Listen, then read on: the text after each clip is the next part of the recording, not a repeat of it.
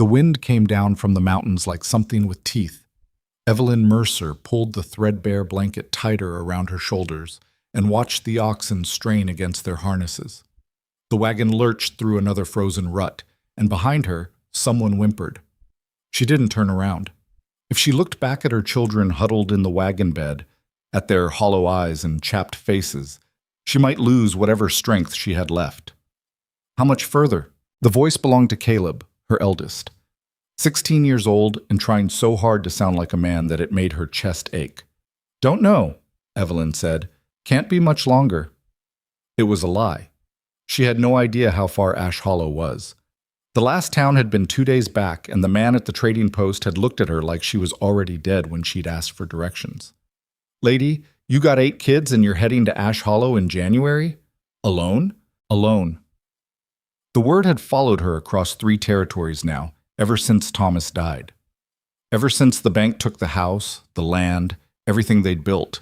Ever since she'd realized that being a widow with 8 children meant people looked through you like you were smoke. The advertisement had been folded in her pocket for 6 weeks. Rancher seeking wife. Room for children, honest work. No need for love, only partnership and trust. She'd read it so many times the paper had worn soft at the creases. Rowan Blackridge. The name sounded solid, strong. Of course, she hadn't told him about all 8 children.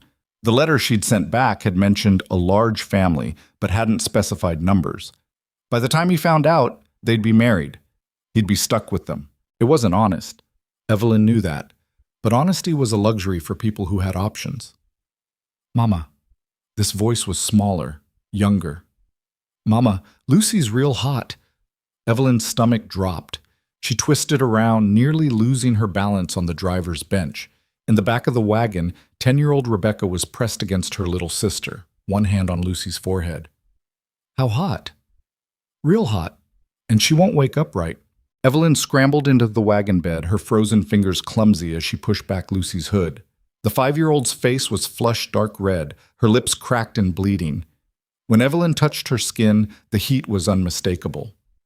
"Jesus," she whispered. Caleb appeared at her elbow. "How bad?" "Bad." Evelyn's mind raced. They had no medicine, no money for a doctor even if they found a town. The only thing waiting ahead was Ash Hollow and a man she'd never met who thought he was getting a wife with a large family, not a widow with 8 half-frozen children and a fever burning through the youngest. "We need to keep moving," Evelyn said. Her voice came out steadier than she felt. "Keep her wrapped up. Don't let her get cold." "She's burning up." "I know!" The words came out sharp. Rebecca flinched, and Evelyn hated herself for it. She forced her voice softer. "I know, baby, but we can't stop. Not out here." Because stopping meant freezing. Stopping meant dying in a wagon on a road nobody traveled, where they wouldn't be found until spring thaw. Evelyn climbed back onto the driver's bench and took up the reins. The oxen moved forward, their breath steaming in the brutal cold. Behind her, the children huddled close. Nobody spoke. The sun was starting to sink when Caleb said, "Smoke?" Evelyn followed his pointing finger. There. Thin gray columns rising against the pale sky. Buildings, maybe. Civilization. "That's it," she said. "Has to be." The town appeared slowly, emerging from the frozen landscape like something reluctant. Ash Hollow wasn't much to look at. 24 buildings, maybe, clustered along a single main street. Most of them looked abandoned. The few people she could see moved quickly, heads down, like they were afraid of being noticed. Evelyn guided the wagon toward what looked like a general store. A man stood outside, sweeping snow from the wooden walkway. He looked up as they approached, and his face did something strange. Not welcoming, not curious, afraid. "Excuse me," Evelyn called. "I'm looking for the Blackridge Ranch." The man's broom stopped moving. "You're looking for Rowan Blackridge?" "That's right. I'm expected." The man stared at her. Then his eyes tracked to the wagon, to the children visible in the back. His expression shifted into something that might have been pity. "You're the one from the advertisement." It wasn't a question. Evelyn straightened her spine. "Yes." "Lady." The man set down his broom. He walked closer, close enough that she could see the gray in his beard and the deep lines around his eyes. "You got family somewhere? Anywhere you can go besides here?" "No." "Then I'm sorry for you." The words hit like a slap. "What's that supposed to mean?" "Means Rowan Blackridge is a dangerous man. Means his last wife died under circumstances folks don't like to talk about. Means if you got any sense at all, you'll turn this wagon around right now." Evelyn's hands tightened on the reins. "His last wife?" "Found her at the bottom of a ravine 6 months back, neck broken. Rowan said she fell, but nobody believed it." The man's voice dropped lower. "You ask me. She knew something she shouldn't have. And knowing things in this town, that's a good way to end up dead." For a long moment, Evelyn couldn't breathe. Behind her, Lucy coughed, a wet, rattling sound that made everything inside her clench with fear. The man heard it too. His face softened slightly. "That child sick?" "Fever." He nodded slowly. "There's a doctor 2 towns over. If you leave now, you might make it before—" "I don't have money for a doctor." The silence that followed was heavy. The man looked at her, really looked at her, saw the holes in her coat, the gauntness of her face, the desperation she couldn't quite hide. "Then I guess you're out of choices," he said finally. "Blackridge Ranch is 5 miles north. Follow the creek." He turned and walked back to his store without another word. Evelyn sat frozen on the driver's bench, her mind spinning. A murdered wife, a dangerous man, a town full of people who looked at Rowan Blackridge with fear instead of respect. Behind her, Lucy coughed again. Evelyn picked up the reins. "Mama?" Caleb's voice was tight. "We're still going?" "We're still going." "But he said, I heard what he said." Evelyn didn't look at her son. Couldn't look at him. Because if she met his eyes, she'd see the fear there, and that might break something inside her that she couldn't afford to break. "We don't have a choice." The wagon rolled forward. Nobody argued. What would be the point? They all knew the truth. They had nowhere else to go. The sun was nearly gone by the time they spotted the ranch. It sprawled across a valley floor, bigger than Evelyn had imagined. The main house was 2 stories tall with a wide porch and smoke rising from 2 separate chimneys. Outbuildings dotted the property, barns, a bunkhouse, storage sheds. In the summer, it probably looked prosperous. Now, in the failing winter light, it looked isolated, exposed, dangerous. A man stood on the porch, watching them approach. Even from a distance, Evelyn could tell he was tall, broad-shouldered. He didn't wave or call out a greeting. Just stood there, perfectly still, as the wagon rolled closer. Evelyn pulled the oxen to a stop 20 feet from the porch. For a moment, nobody moved. The man on the porch studied her with dark eyes, his face unreadable. He was younger than she'd expected, maybe 40, with black hair touched with gray and a jaw covered in several days' worth of stubble. He didn't look like a killer. But then, Evelyn supposed killers never did. "Evelyn Mercer?" His voice was deep, rough. "That's right." Rowan Blackridge stepped off the porch, his boots crunching in the snow. He walked closer, his eyes moving from her face to the wagon behind her. Evelyn watched him count, watched him understand. 8 children. His voice was flat. "Yes." "Your letter said a large family." "It is a large family." Something that might have been humor flickered across his face, there and gone so fast she almost missed it. "I suppose that's true." He moved closer to the wagon, and Evelyn's whole body tensed. But he wasn't reaching for her. He was looking at the children huddled in the back. His expression shifted when he saw Lucy. "That child's sick." "Fever." "How long?" "Started this morning." Rowan's jaw tightened. He turned back toward the house and raised his voice. "Margaret, get water boiling and bring down the medicine chest." An older woman appeared in the doorway. She took one look at the wagon and disappeared back inside without a word. Rowan turned back to Evelyn. "Get them inside. Now." He didn't wait for her response. He strode to the wagon and reached for Lucy before Evelyn could protest. The little girl barely stirred as he lifted her, cradling her against his chest with surprising gentleness. "The rest of you," he said, looking at the other children. "Inside. Margaret will get you warm and fed." Caleb climbed down first, helping the younger ones. They moved slowly, stiff from cold and fear. Evelyn watched them file toward the house, their thin frames disappearing through the doorway one by one. When the last child was inside, Rowan turned back to her. "We need to talk." Evelyn forced herself to meet his eyes. "Yes, we do. But first—" He looked at the wagon, at the pitiful collection of possessions bundled in the back. "First, we take care of your children. Everything else can wait." He followed the children into the house, leaving Evelyn standing in the snow. She should feel relief, warmth, food, shelter, everything she'd been desperate for. Instead, she felt the weight of the warnings pressing down on her shoulders. His last wife died under circumstances folks don't like to talk about. The house looked welcoming with its lit windows and rising smoke, but Evelyn couldn't shake the feeling that she'd just delivered her family straight into danger. Behind her, one of the oxen stamped its foot, the sound loud in the silence. Evelyn took a breath. Then she climbed down from the wagon and followed her children inside. The warmth hit her like a wall. After weeks of bitter cold, the heat from the stone fireplace felt almost painful. The main room was large and surprisingly well kept. Rough wooden furniture, clean floors, curtains on the windows. Margaret, a gray-haired woman with capable hands, was already ushering the children toward the fire, wrapping them in blankets and pressing cups of hot broth into their hands.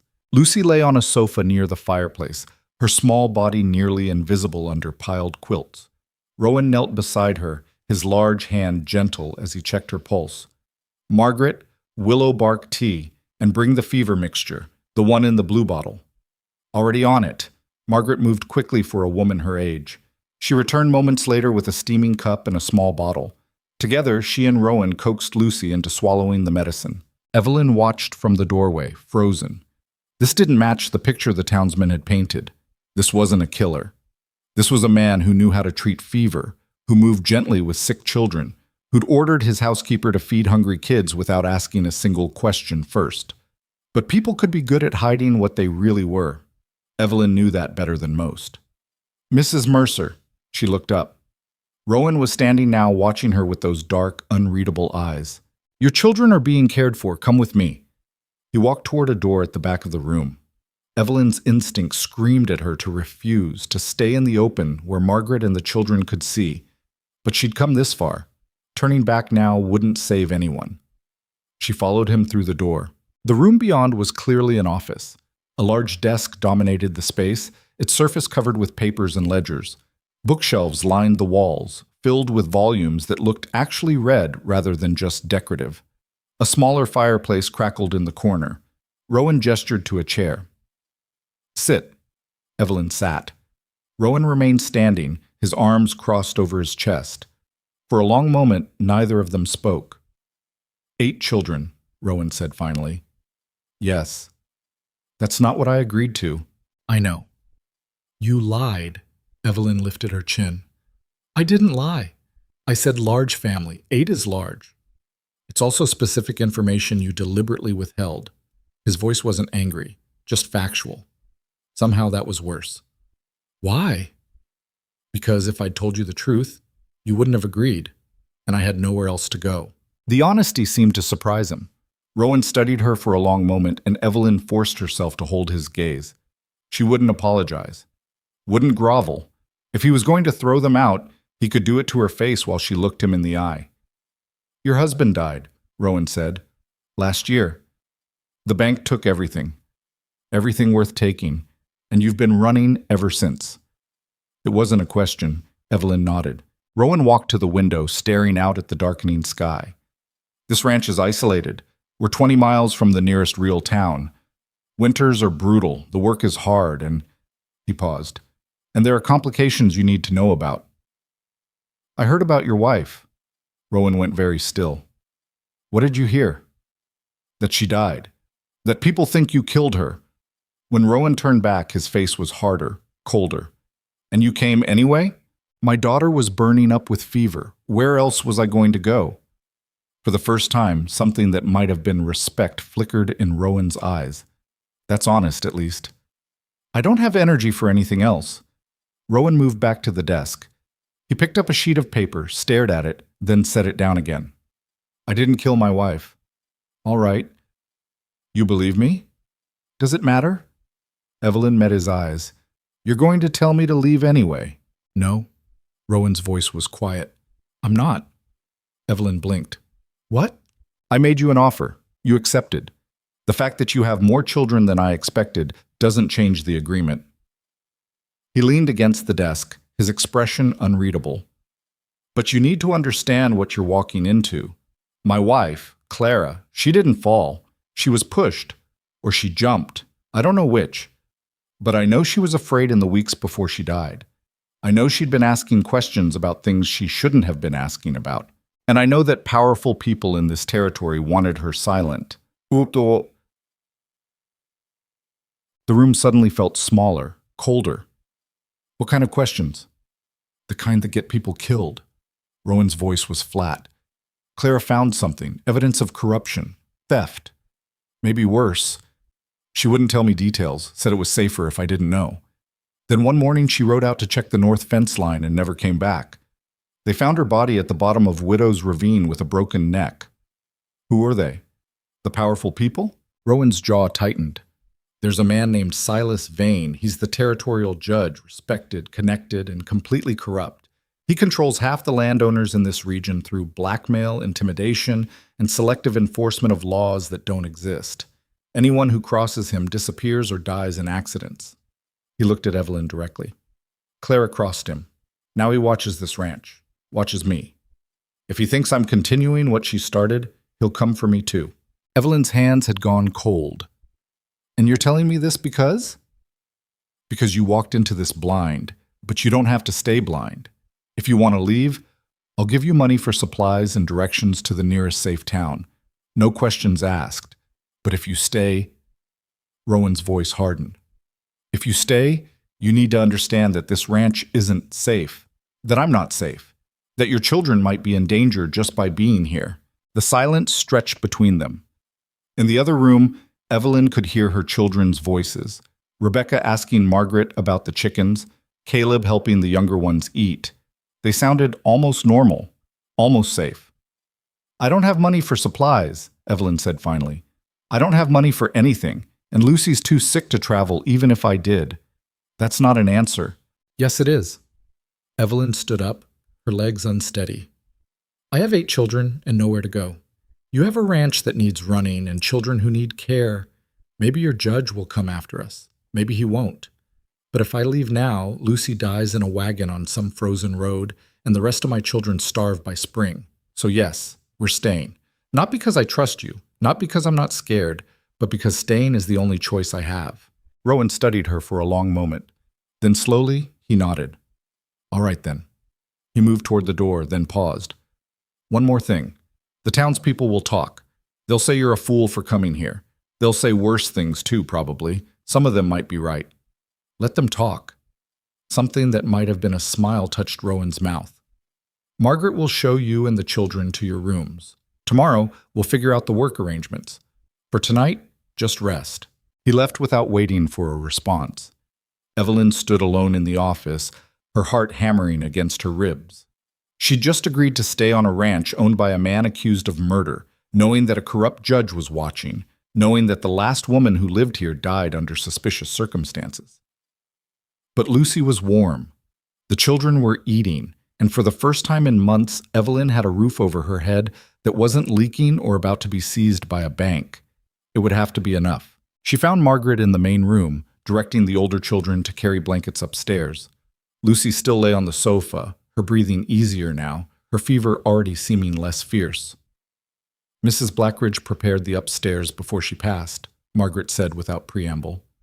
There's a large room with 4 beds for the older children, and a smaller room for the little ones. You'll have the room at the end of the hall.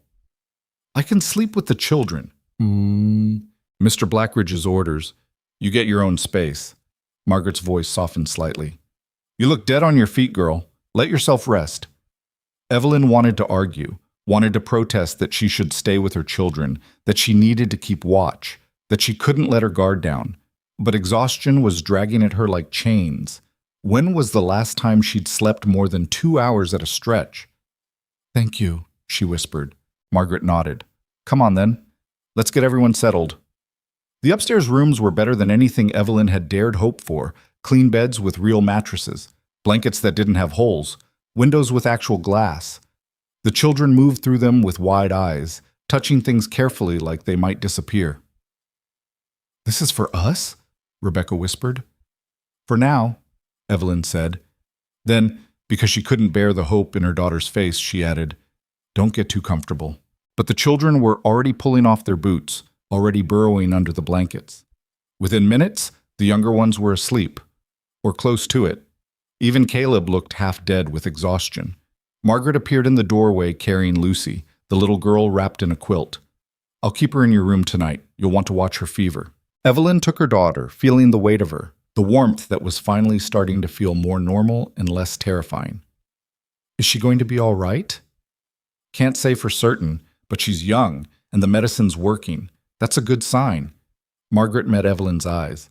"You did right bringing her here. Another day in that wagon might have killed her." The words should have been comforting. Instead, they just reminded Evelyn of how close they'd come to losing everything. "Get some sleep," Margaret said. Tomorrow's going to come whether you're ready or not." She left, her footsteps creaking down the stairs. Evelyn carried Lucy to the small room at the end of the hall. It was simple. A bed, a dresser, a single window looking out over the dark valley, but it had a door that closed. Privacy. Space that was hers alone. Evelyn laid Lucy on the bed and tucked the blankets around her. Then she sank down onto the mattress beside her daughter, still wearing her coat, still wearing her boots. She should get up, should check on the other children, should lock the door, should do 1,000 things that responsible mothers did. Instead, she lay down beside Lucy and closed her eyes. Sleep pulled her under like black water, fast and complete. But even in her dreams, she couldn't escape the image of a woman falling down a ravine, or the sound of Rowan's voice saying, "If you stay, you need to understand that this ranch isn't safe." They'd survived the journey. Now they had to survive what came next.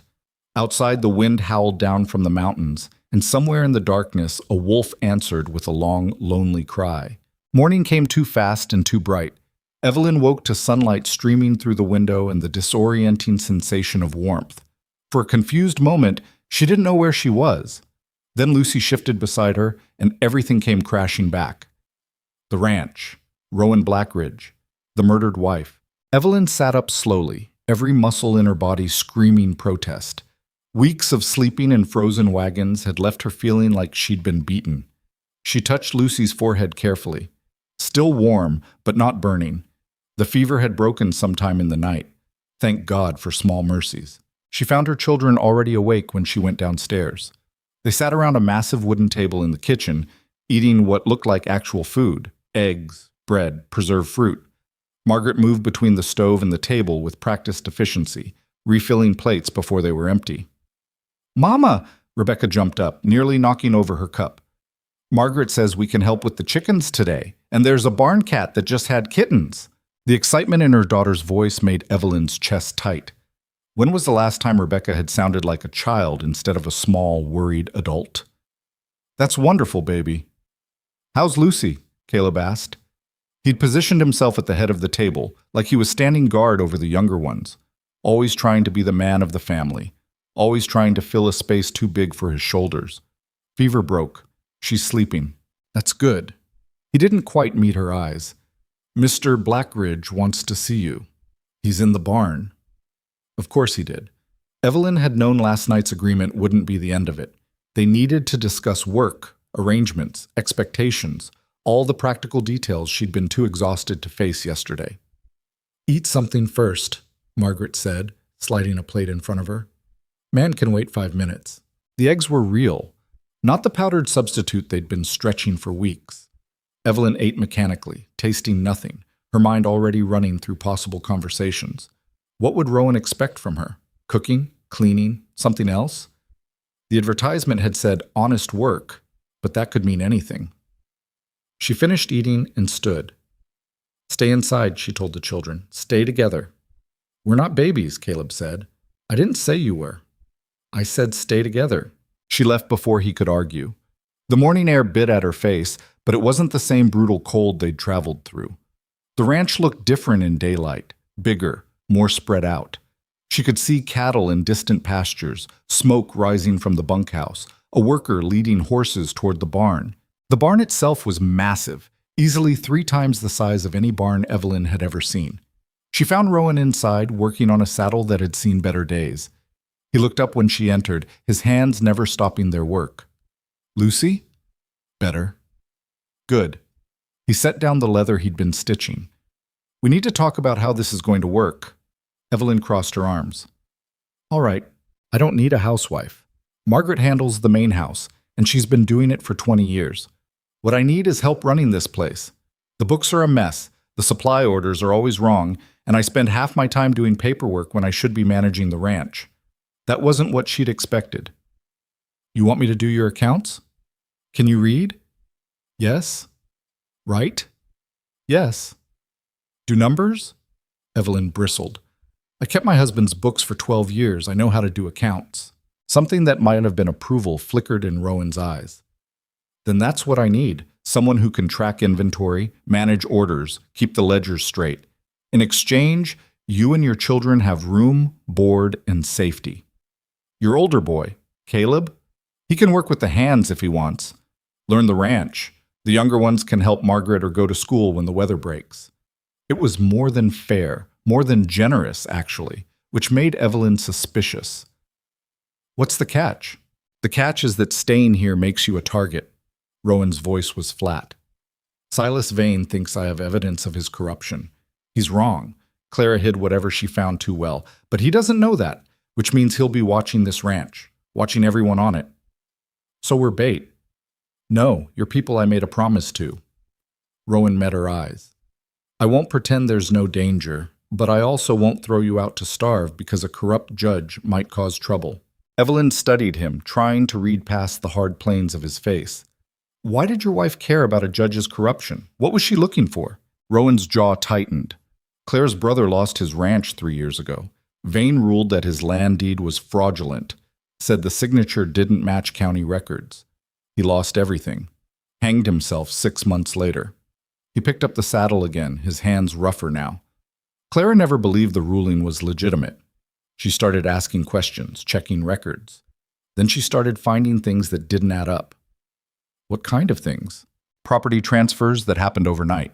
Signatures that looked forged. Families who lost their land and then disappeared. Rowan's voice had gone very quiet. She thought Vane was stealing land through legal manipulation, claiming deeds were invalid, then selling the property to men who worked for him. She was trying to prove it when she died. The pieces started clicking together in Evelyn's mind. "And you think he killed her to keep her quiet?" "I know he did. I just can't prove it." Evelyn looked around the barn, at the well-maintained equipment and the horses in their clean stalls. "If he wants this ranch, why hasn't he come after you?" "He has. I've had 3 tax assessments in 6 months, each one finding violations that don't exist. 2 of my workers got arrested on false charges last fall. And every week, someone from his office rides out here to remind me that cooperation with the territorial government is expected from upstanding citizens." Rowan's voice was bitter. "He's applying pressure, waiting for me to make a mistake, or waiting for you to find what your wife found." "That too." Evelyn walked to the barn door, staring out at the snow-covered valley. 8 children. A murdered woman. A corrupt judge with the law on his side. She'd thought arriving at the ranch would be the hard part. Now she understood they'd only just reached the actual danger. "Where did your wife keep her research?" she asked. Rowan went very still. "Why?" "Because if there's evidence somewhere, it makes us all safer if it's found and used." She turned to face him. "And because I have 8 children to protect, which means I need to know exactly what I'm up against." For a long moment, Rowan said nothing. Then, slowly, he stood. "Come with me." He led her out of the barn and across the yard to a smaller building, a storage shed from the looks of it. But when Rowan opened the door, Evelyn saw it had been converted into something else. A workspace, maybe, or a private office. There was a desk, shelves, a small stove.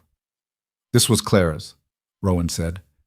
"She came here when she needed to work without being disturbed." The room still smelled faintly of lavender and old paper.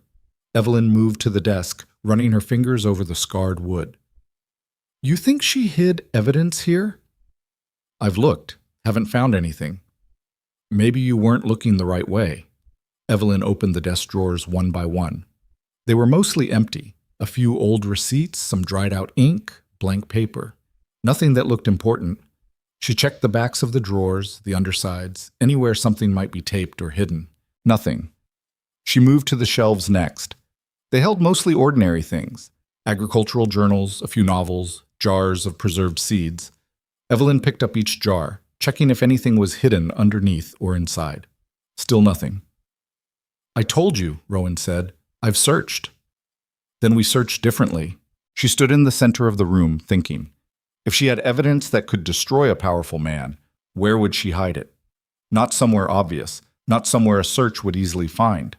Somewhere that looked innocent, but wasn't. Her eyes landed on the novels. She pulled them off the shelf one by one, flipping through the pages. Most were exactly what they appeared to be, just books. But the third one she checked, a worn copy of something called Ivanhoe, felt wrong. Too heavy. Evelyn turned it over. The back cover had been carefully slit and then glued back together. She worked her fingernail under the edge and pried it open. Papers fell out. Thin, folded documents covered in small, precise handwriting. "Jesus," Rowan breathed. Evelyn unfolded the first page. It was a list of names and dates, matched with property descriptions. Next to each entry, someone, Clara, presumably, had written notes. Deed declared invalid, no justification given. Family relocated under duress. Subsequent sale to J. Morrison, Vane's brother-in-law. The pattern was clear even from one page. Property seized through legal manipulation, then sold to men connected to Vane, over and over again. "How many families?" Evelyn asked. Rowan was reading over her shoulder, his face hard. "Dozens. Maybe more." The second document was worse. It was a ledger, or a copy of one, showing payments made to various officials throughout the territory. Judges, sheriffs, county clerks, all of them receiving regular money from something called Territorial Development Associates. "What's that?" Evelyn asked. "Cover company. Vane's the primary shareholder." Rowan's voice had gone cold. "He's been bribing officials for years." The third document was a letter, unsigned but clearly meant for Clara. The handwriting was different from hers. Masculine, harsh. Evelyn read it twice, her stomach turning.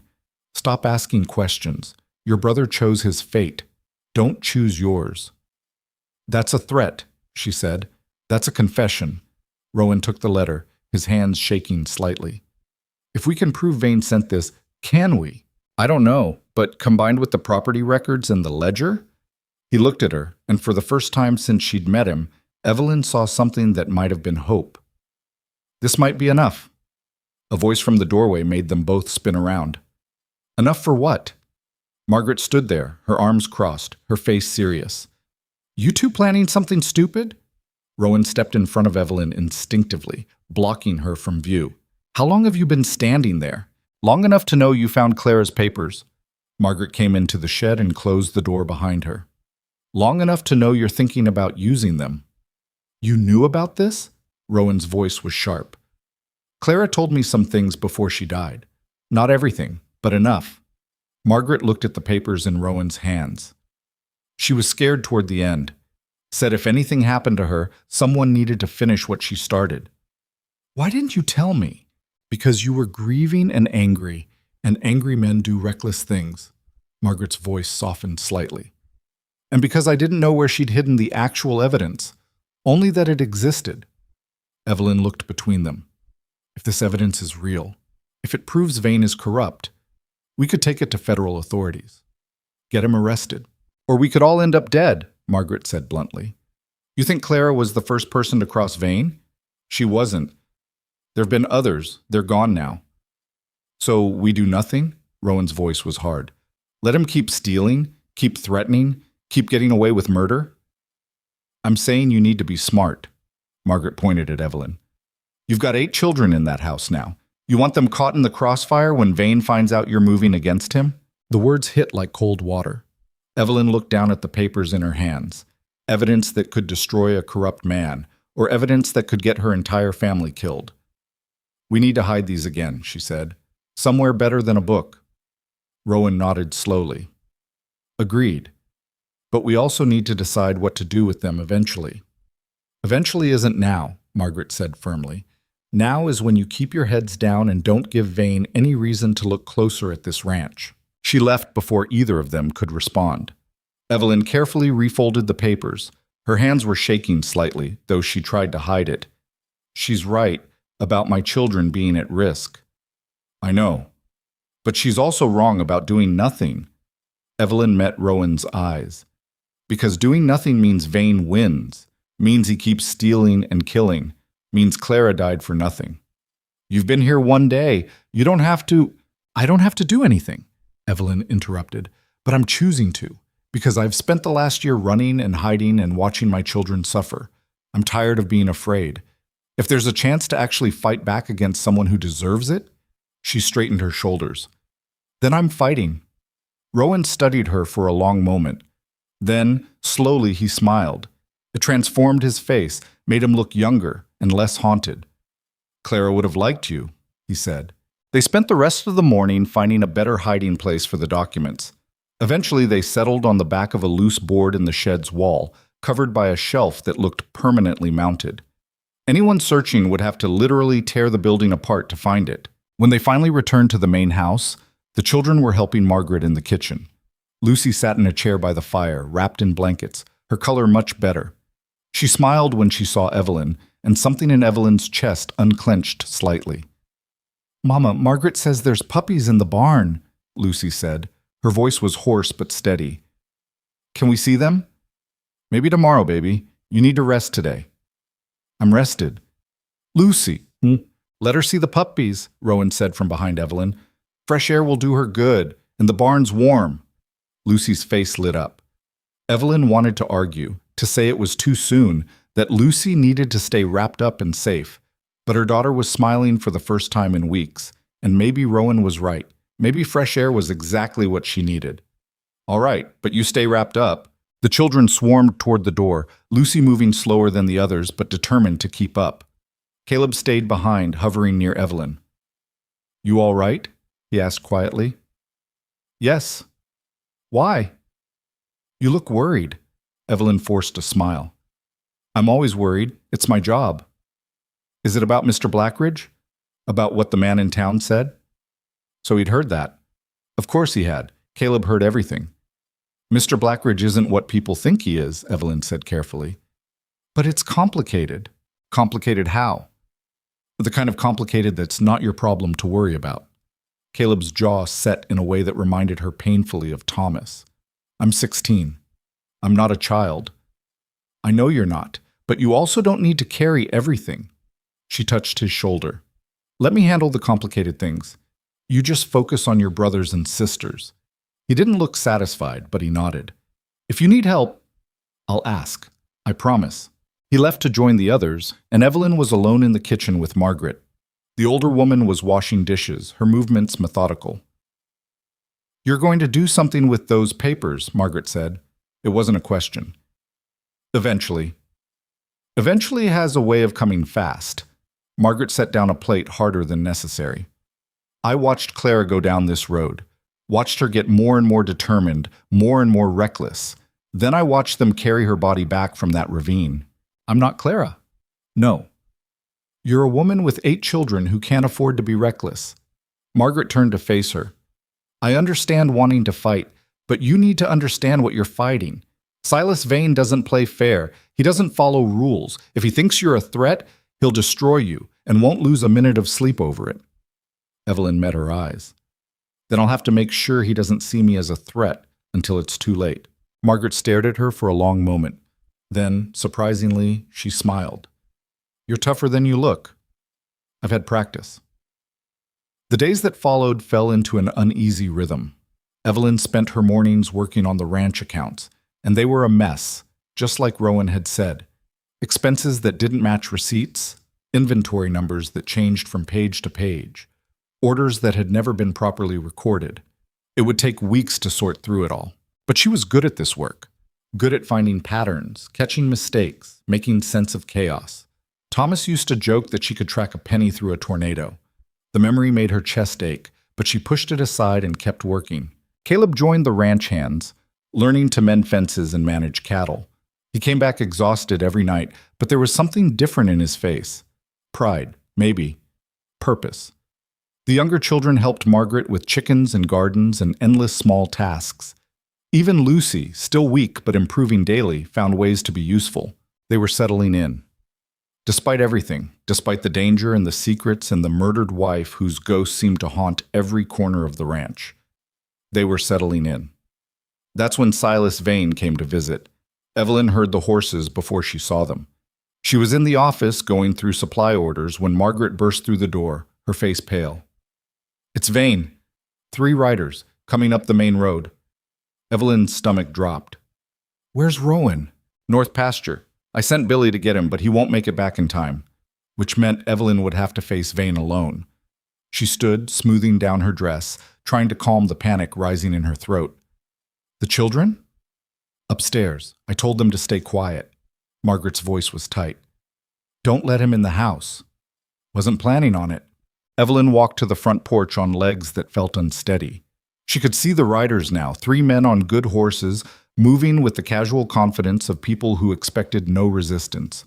The man in front was older, maybe 60, with silver hair and a face that probably looked grandfatherly when he smiled. He was smiling now. "Good morning," he called as they approached. "I'm looking for Rowan Blackridge." "He's not here." Evelyn kept her voice level. "Can I help you?" The man dismounted with surprising grace for his age. Up close she could see the coldness in his eyes that his smile didn't quite hide. "You must be the new wife. Evelyn, isn't it?" "Mrs. Mercer." "Of course. Forgive me." He removed his hat. "I'm Judge Silas Vane. I oversee this territory's legal matters." "I see. I wanted to welcome you to Ash Hollow. Make sure you and your family are settling in comfortably." His voice was warm, friendly. Everything about him screamed trustworthy authority figure. "I understand you have quite a large family. 8 children." "8? My goodness, that's quite a responsibility for Mr. Blackridge to take on." Vane's smile widened. "I hope he's made you aware of all the ranch's circumstances." "He has." "Good. It's important to know what kind of man you're living with. His late wife, for instance, tragic accident. But there were questions, you understand, questions that were never quite answered." Evelyn forced herself to meet his eyes. "Rowan told me about his wife, about the fall. Did he tell you what she was doing before she fell? The questions she was asking? The records she was examining?" Vane stepped closer, and Evelyn had to fight the urge to back away. "Mrs. Mercer, I'm going to be direct with you. Clara Blackridge was a troubled woman who made serious accusations against respected citizens. She claimed to have evidence of corruption, but no such evidence was ever found. And then she died. And her husband, your new husband, became quite hostile to anyone asking questions about what she might have discovered. Maybe he was just grieving." "Maybe. Or maybe he knows more than he's saying." Vane's voice had gone softer, more dangerous. "You seem like a sensible woman, a mother concerned about her children's welfare. So, I'll be plain. If Rowan Blackridge is continuing his late wife's crusade, if he's hiding evidence or making accusations, it won't end well for him or anyone associated with him." There it was. The threat, delivered with a smile and courteous words. "I'm just here to manage the household accounts," Evelyn said, "not get involved in territorial politics." "Excellent. That's exactly the right attitude." Vane put his hat back on. "Though I should mention, the ranch's tax assessment is due next month. I've been reviewing the property records, and there may be some discrepancies that need to be addressed. Boundary disputes, title issues, that sort of thing. I'd hate for there to be any legal complications. I'm sure everything is in order." "I'm sure it will be, with the proper cooperation." Vane mounted his horse with the same easy grace. "It was a pleasure meeting you, Mrs. Mercer. Give my regards to Rowan. Tell him I'll be seeing him soon." He rode away, his 2 companions following. Evelyn stood frozen on the porch, watching until they disappeared over the ridge. Only then did she let herself shake. Margaret appeared beside her. "What did he say?" "He threatened us." "Politely?" "With legal language. But it was a threat." Evelyn's hands were clenched into fists. "He's coming after the ranch. The tax assessment, property disputes. He's setting up reasons to take it. That's how he works. Legal theft dressed up as proper procedure." Margaret's voice was bitter. "By the time anyone realizes what's happening, the land's already gone." Rowan rode up 20 minutes later, his horse lathered and breathing hard. He dismounted before the animal fully stopped, his face dark. Vane was here? Just left. Evelyn told him everything, the threats, the tax assessment, the property disputes. With each word, Rowan's expression grew harder. He's moving faster than I expected, he said finally. He must think we found Clara's evidence. Did we give him reason to think that? No. But he's paranoid. Has been since Clara died. Rowan ran a hand through his hair. The tax assessment is just the start. He'll find violations that don't exist, claim boundaries are wrong, say our deed has problems. Within 6 months, he'll have legal justification to seize everything. Unless we stop him first. Rowan looked at her sharply. What are you thinking? I'm thinking we need to get those documents to someone who can actually use them. Federal marshals, territorial authorities above Vane's reach. Someone. That's a 3-day ride to the nearest federal office, and Vane will be watching everyone who leaves this ranch. Then we'll have to be smart about it. Evelyn's mind was already working through possibilities. We need time to make copies of the documents, figure out the safest route, find someone Vane won't suspect. Evelyn, don't. She held up a hand. Don't tell me it's too dangerous. Don't tell me to think of my children. I am thinking of them. I'm thinking that if we don't stop Vane, we'll lose this ranch and be right back where we started. Starving, homeless, running. At least this way we're fighting for something. Rowan studied her for a long moment. Then, slowly, he nodded. All right, we fight, but we do it carefully.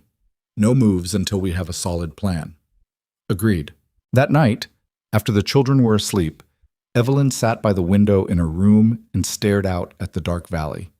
She'd come here desperate and afraid, willing to marry a stranger just to keep her family alive.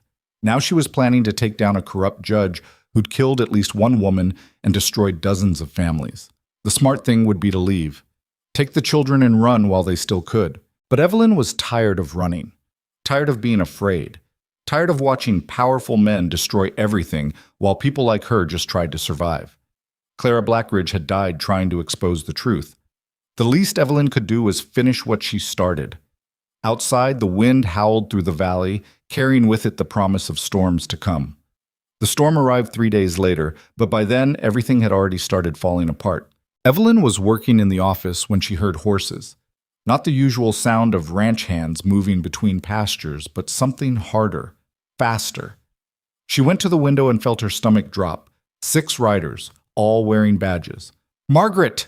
Evelyn's voice came out sharper than she intended. Get the children. Lock them in the upstairs room. Now! Margaret appeared in the doorway, saw the riders, and went pale. She didn't argue, just turned and ran. Evelyn forced herself to walk to the front door slowly, steadily. Her hands wanted to shake, but she wouldn't let them. By the time she reached the porch, Rowan was already there. He must have seen them coming from the barn.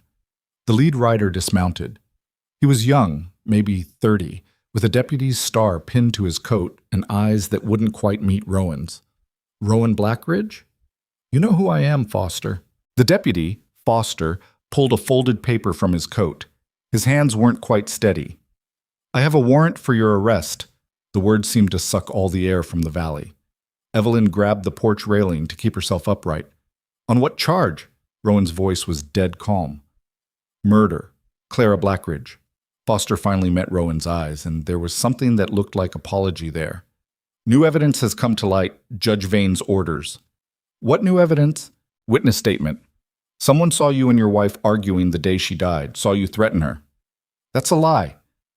That's for a judge to decide. Foster gestured to the other deputies.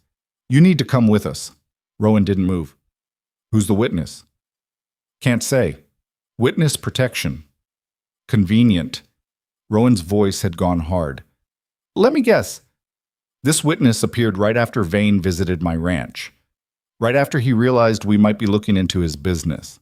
Foster's face tightened. I'm just doing my job. Your job is arresting innocent men on fabricated charges? My job is following warrants. Foster's hand moved to his gun. Don't make this harder than it has to be. Evelyn stepped forward before she could stop herself. How long will you hold him? Foster looked at her like he'd just noticed she existed. Trial's set for 3 weeks. He'll be held in town until then. 3 weeks. 3 weeks for Vane to do whatever he wanted with no one stopping him. This is wrong, Evelyn said. You know it's wrong. Ma'am, I suggest you step back. I suggest you think about who you're really working for because it's not justice. Foster's jaw tightened, but he didn't respond. He just gestured to the other deputies. 2 of them moved toward Rowan. Don't. Rowan's voice stopped them cold. I'll come. No need for drama. He started down the porch steps, and Evelyn grabbed his arm without thinking. We'll fix this. Take care of the ranch. Take care of your children. Rowan's voice was low enough that only she could hear. Don't do anything stupid. Then he pulled free and let them put iron shackles on his wrists like he was some kind of criminal instead of a man who'd done nothing but try to protect what was his. Evelyn watched them ride away until they disappeared over the ridge. Only then did she let herself lean against the porch railing, her legs suddenly too weak to hold her. Margaret came out, her face grim. The children saw from the window. I know. Lucy's crying. Caleb looks like he wants to break something. I know. What are we going to do? That was the question, wasn't it? Evelyn straightened slowly, forcing her spine straight, even though everything in her wanted to collapse. We're going to get him back. How? I don't know yet, but we're going to do it. She went inside to find her children gathered in the main room, their faces showing various degrees of fear and confusion. Lucy had her thumb in her mouth, something she hadn't done in over a year. The younger ones clung to Rebecca and each other. Caleb stood apart, his hands clenched into fists. Is Mr. Blackridge a killer? The question came from Thomas Jr., 8 years old and too smart for his own good. No, Evelyn said firmly. He's not. Then why did they arrest him? Because sometimes people lie, and sometimes the people who are supposed to protect us don't do their jobs right. That's not fair, Lucy whispered around her thumb. No, baby, it's not fair. Caleb moved closer. What are we going to do? Evelyn looked at her eldest son, at the anger in his face and the fear underneath it. She recognized that look. She'd seen it in the mirror often enough. We're going to be smart and careful, and we're going to fix this. How? That was the second time someone had asked her that question. Evelyn still didn't have a good answer. The first day after Rowan's arrest passed in a blur of anxious waiting. Evelyn kept expecting something else to happen. More deputies, more threats, something. But the ranch stayed quiet. Too quiet. The second day, she rode into town with Margaret. She needed to see Rowan, needed to understand what they were dealing with. The jail was a small stone building behind the courthouse, and the deputy at the door, not Foster, someone older with a scar across his cheek, looked at her with flat, unfriendly eyes. No visitors. I'm his wife. Judge's orders, no visitors until after the trial. That's 3 weeks. That's the rules. Evelyn wanted to argue, wanted to shove past him and find Rowan and make sure he was all right. But the deputy's hand was resting on his gun, and Margaret was pulling at her arm. Come on, Margaret said quietly. This isn't the way. They left. On the ride back, Evelyn's mind wouldn't stop racing. No visitors meant no communication. No communication meant no way to coordinate. And 3 weeks was a long time for Vane to make his next move. That night, while the children slept, Evelyn retrieved Clara's hidden documents. She spread them across the desk in the office, studying each page by lamplight until her eyes burned. Property records, payment ledgers. The threatening letter. It was damning evidence, but only if someone with actual authority saw it. She needed to get these to the federal marshal's office. 3 days' ride north, according to Rowan. But Vane would be watching everyone who left the ranch. Anyone who rode out would be followed, stopped, searched. The documents would be discovered and destroyed, and whoever carried them would probably disappear, unless Vane wasn't expecting them to run. The idea came slowly, piece by piece. It was risky, probably stupid, but it might be the only chance they had. Evelyn found Caleb the next morning in the barn, mucking out stalls with the kind of violent energy that said he was working out his anger. I need to talk to you, she said. He didn't look up. About what? About getting Rowan out of jail, about stopping Vane. That got his attention. He set down the shovel and turned to face her, his expression wary. What do you mean? I mean, we have evidence that could destroy Vane, but we need to get it to federal authorities, and anyone who rides out of here is going to be watched. So what are you going to do? Evelyn took a breath. I'm going to send you. Caleb stared at her. What? You're 16. You know how to ride. You're smart enough to avoid trouble. The words came out faster now, like if she said them quick enough she could convince herself this wasn't insane. Vane's watching for adults, for ranch hands or hired messengers. He won't be expecting a boy. Mama, I know what I'm asking. I know it's dangerous. Then why are you asking it? Because you're the only one I trust. Evelyn's voice cracked slightly. Because your father taught you to think fast and stay calm under pressure. Because you're brave and clever, and you're the only chance we have. Caleb was silent for a long moment. Then quietly, what if I get caught? You won't. You don't know that. No, I don't. Evelyn forced herself to meet his eyes. I'm asking you to risk your life. I know that. If you say no, I'll understand. I'll find another way. There is no other way. Caleb's voice was flat. You just said, Vane's watching everyone. If someone has to go, it should be someone he's not expecting. That doesn't mean it has to be you. Yes, it does. He straightened his shoulders, and for a moment he looked so much like Thomas that Evelyn's chest ached. I'm the oldest. This is my job. Your job is to stay safe. My job is to protect this family. Same as yours. Caleb's jaw set in that stubborn way that meant arguing was pointless. When do I leave? Evelyn wanted to take it back, wanted to tell him no. She'd changed her mind. She'd find a different solution. But they both knew there wasn't one. Tomorrow night, during the new moon, so it's dark. You'll take the mountain pass. It's slower, but less chance of running into Vane's men. She pulled the folded documents from her coat. These don't leave your body. Keep them inside your shirt, next to your skin. If anyone stops you, you're just a boy going to visit relatives in Twin Falls. Twin Falls is east. The marshal's office is north. I know, but if they're checking, that's your story. You took the wrong trail in the dark. Evelyn's hands were shaking as she passed him the documents. The marshal's name is William Cross. Give these directly to him. No one else. Tell him everything. About Rowan's arrest, about Vane's threats, about what happened to Clara. Can you remember all that? Yes. And Caleb, her voice broke. If something goes wrong, if you think you're going to get caught, burn the documents. Don't let Vane get them. I won't let you down. I know you won't. That's what scares me. They spent the rest of the day preparing.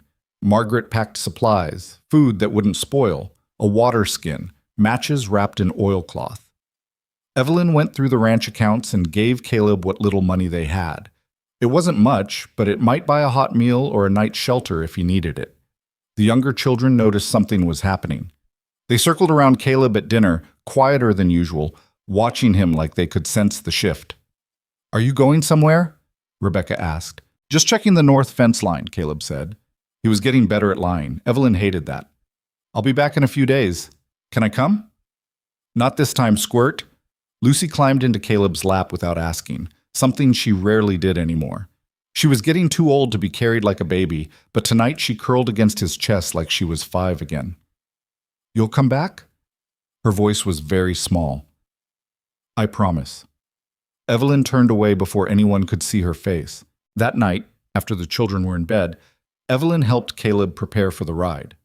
She watched him saddle the fastest horse they had, a gray mare named Ash who was sure-footed and smart. Watched him check his supplies twice, then 3 times. Watched him try to look brave when she could see the fear underneath. The mountain pass splits about 20 miles north, she said. Take the western fork. It's rockier but harder to track. Don't stop in any towns until you reach Marshall Cross. If you absolutely have to stop, use a false name. What name? I don't know. Make one up. That's not very helpful. Despite everything, Evelyn almost smiled. Just don't use Mercer or Blackridge, and don't mention Ash Hollow. I'm not stupid, Mama. I know you're not. She gripped his shoulders, memorizing his face in the lamplight. But you're also 16, and you're about to ride alone through winter mountains carrying evidence that could get you killed, so forgive me for being worried. Caleb's expression softened. I'll be careful. You better be, because if anything happens to you, her voice failed, nothing's going to happen. He hugged her quickly, fiercely. Then he pulled back and mounted the horse. Take care of them. Take care of yourself. He rode out without looking back. Evelyn stood in the barn doorway and watched until horse and rider disappeared into the darkness. Then she went back to the house and tried to pretend her heart wasn't breaking. The next 3 days were the longest of Evelyn's life. She threw herself into work, managing the accounts, directing the ranch hands, keeping the children occupied. Anything to avoid thinking about Caleb alone in the mountains, about all the things that could go wrong. The younger children kept asking when their brother was coming back. Evelyn told them soon. She told them not to worry. She lied through her teeth and hoped they believed her. On the 4th day, the deputies came back. This time there were 8 of them. They rode straight to the house and dismounted in a coordinated movement that made Evelyn's blood run cold. Foster was there again, and behind him stood a tall man with cold eyes and a marshal's badge that Evelyn knew immediately was fake. "Mrs. Mercer," Foster said. His voice was stiff, formal. "We have orders to search the property." "For what?" "Evidence related to Mr. Blackridge's case." "There is no evidence because there was no crime." "That's not for you to decide." The tall man stepped forward. "My name is Deputy Marshal Carson. Judge Vane has reason to believe stolen documents may be hidden on this property, documents that were removed from territorial offices without authorization." Clara's research. They were looking for Clara's research. "I don't know what you're talking about," Evelyn said. "Then you won't mind if we search." It wasn't a question. The deputies spread out across the ranch before Evelyn could protest. She watched helplessly as they tore through the barn, the bunkhouse, the storage sheds. They were methodical, thorough. These weren't men looking for evidence. They were men who knew exactly what they were searching for. Margaret appeared at Evelyn's elbow. "The children?" "Upstairs. Keep them there. They're going to search the house." "I know." And they did. Foster and 2 others went through every room, every drawer, every possible hiding place. They were surprisingly careful. Nothing was broken, nothing destroyed. But the message was clear. Nowhere was safe. Nowhere was private.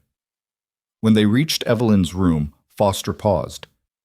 "Where's your oldest boy?" Evelyn's heart stopped. "What?" "Your son, the tall one. Where is he?" "Checking fence lines in the north pasture. Why?" "North pasture's been checked. He's not there. Then he's somewhere else on the property. It's a big ranch." Foster studied her face for a long moment. Evelyn forced herself to meet his eyes, to keep her expression confused but unconcerned. Just a mother who didn't understand why a deputy was asking about her son. "If you see him," Foster said slowly, "tell him we want to talk to him." "About what?" "Just tell him." They finished searching the house and came up empty. Of course they did. Caleb had the documents, and he was already 2 days north by now. But Carson didn't look disappointed. He looked calculating. "Nothing here," one of the deputies said. Carson nodded slowly. "Search the office building and the shed where Mrs. Blackridge used to work." Evelyn's stomach dropped. The shed. The loose board where they'd first hidden the documents. Even though the evidence was gone now, would they find the hiding place? Would they realize what it meant? She watched the deputies head toward the shed. There was nothing she could do except stand on the porch and wait. 10 minutes later, they emerged. Carson was holding the loose board and his face was satisfied. "Found a hiding spot," he called. "Empty now, but something was definitely kept here." Foster looked at Evelyn. "You know anything about this?" "No." "You sure about that?" "I've been here less than a month. I don't know every loose board on the property." It was weak, and they both knew it. But what could they prove? The hiding place was empty. The documents were gone. Unless they caught Caleb. "Don't think about that. Don't think about anything except keeping your face calm." Carson walked over to where Evelyn stood. He was taller than she'd realized, and he used the height to intimidate. Standing too close. Looming. "Mrs. Mercer, I'm going to ask you one time. Where are the documents?" "I don't have any documents." "Your son left 3 days ago, rode out in the middle of the night. Where did he go?" So they'd been watching. Of course they had. "He's checking fence lines, like I said. For 3 days? It's a big property." Carson's hand shot out and grabbed her arm. Not hard enough to hurt, but firm enough to make his point. "Don't play games with me. Your son is carrying stolen property. If he's caught, he'll be charged as an adult. That means prison, Mrs. Mercer. Real prison, not a county jail. Fear spiked through her, but Evelyn forced it down. You're hurting me. I'm barely touching you. Let go of my mother. The voice came from behind them. Evelyn turned to see Thomas Jr. standing in the doorway, his small hands clenched into fists. He looked terrified but determined. Carson released her arm and laughed. Got a little protector, do you? Get off our property, Thomas Jr. said. His voice shook but held steady. Brave kid. Carson's smile didn't reach his eyes. You should teach him better manners. You should leave, Evelyn said. You've searched. You found nothing. You're done here. We're done when I say we're done. Actually, Foster stepped forward. We are done. We've searched everywhere. There's nothing here. Carson shot him a look that could have stripped paint. We're not finished. Yes, we are. Foster's voice was quiet but firm. We had a warrant to search for documents. We searched. They're not here. That's the end of it. For a moment, Evelyn thought Carson would argue, thought he might actually hit Foster, or pull his gun, or do something that would turn this whole situation into violence. But after a long, tense moment, he stepped back. Fine. We're leaving. He turned back to Evelyn. But we'll be watching. Your son shows up. We'll know. You try to leave, we'll know. And when we find those documents, everyone involved is going to jail. They rode out. Evelyn waited until they were gone before letting herself sag against the porch railing. Mama? Thomas Jr. was still in the doorway, looking small and scared. Are you okay? I'm fine, baby. Is Caleb in trouble? No, Caleb's fine. Another lie. She was getting too good at them. Margaret came out, her face grim. They know he left. They're probably already sending people after him. I know. What are we going to do? Hope he's faster than they are, and pray he's smart enough to avoid them. That night, Evelyn couldn't sleep. She kept imagining Caleb alone in the mountains, being chased by deputies who knew he had the documents, being caught, being hurt. She'd sent her son into danger, and now there was nothing she could do except wait. Around midnight, she heard horses again. Her whole body went rigid with fear, but it was just ranch hands coming back from the North Range. She forced herself to breathe. Dawn came gray and cold. Evelyn was making coffee when she heard the sound that changed everything. Hoofbeats. Multiple riders, coming fast. She ran to the window and felt her heart sink. At least a dozen men this time, all armed. And at the front rode Judge Silas Vane himself. Margaret appeared, her face white. What do we do? Evelyn looked around the kitchen, at the home she'd barely begun to claim as theirs, at the safety she'd thought they'd found. Then she thought about Rowan in jail, about Caleb somewhere in the mountains, about her children upstairs who'd already lost so much. We don't run, she said. We don't hide. And we don't surrender. Evelyn, get the rifle from the office, load it, then wake the children and get them into the cellar. You can't fight them. Watch me. Evelyn walked to the front door and stepped onto the porch. Vane and his men were already dismounting, spreading out around the house in a clear intimidation tactic. But Evelyn didn't move, didn't show fear. Vane smiled when he saw her, that same grandfatherly smile that had fooled so many people. Mrs. Mercer, we need to have a conversation. About what? About your son, and about the stolen documents he's carrying. Vane walked closer, and Evelyn could see the coldness in his eyes now. No more pretense, no more courtesy. I know where he's going. I know what he has, and I know you sent him. I don't know what you're talking about. Yes, you do. And now you're going to tell me exactly where he is, or I'm going to start making examples. Behind her, Evelyn heard the door open, heard Margaret's footsteps, felt the weight of the rifle being pressed into her hands. She raised it slowly, steadily, and pointed it directly at Vane's chest. Get off my property. The smile disappeared from Vane's face. You're making a mistake. No. You made the mistake. Evelyn's voice was steady, even though her heart was hammering. You came to my home. You threatened my children. You arrested a good man on false charges. Now you're hunting my son because he's carrying proof of everything you've done. That boy won't make it to the marshal. I've got men tracking him right now. Then they better catch him, because if those documents reach Marshall Cross, your entire empire falls apart. Vane's expression shifted into something darker, more dangerous. You think you're brave. Standing on a porch with a rifle like that makes you safe, but all it means is I'll burn this house down with you and those children inside. Try it, Evelyn said, but understand, the second you move, I pull this trigger. And I don't miss. For a long, tense moment, nobody moved. Evelyn's arms were starting to ache from holding the rifle steady, but she didn't lower it. Behind her, she could hear her children's voices. Margaret must not have gotten them to the cellar yet. They were watching their mother face down a judge with a gun. Vane's hand moved toward his coat, and Evelyn's finger tightened on the trigger. Then, from somewhere beyond the ridge, came a sound that changed everything. Thunder. But not from the sky. From the ground. Horses. Lots of them. A rider crested the hill, and Evelyn's heart nearly stopped.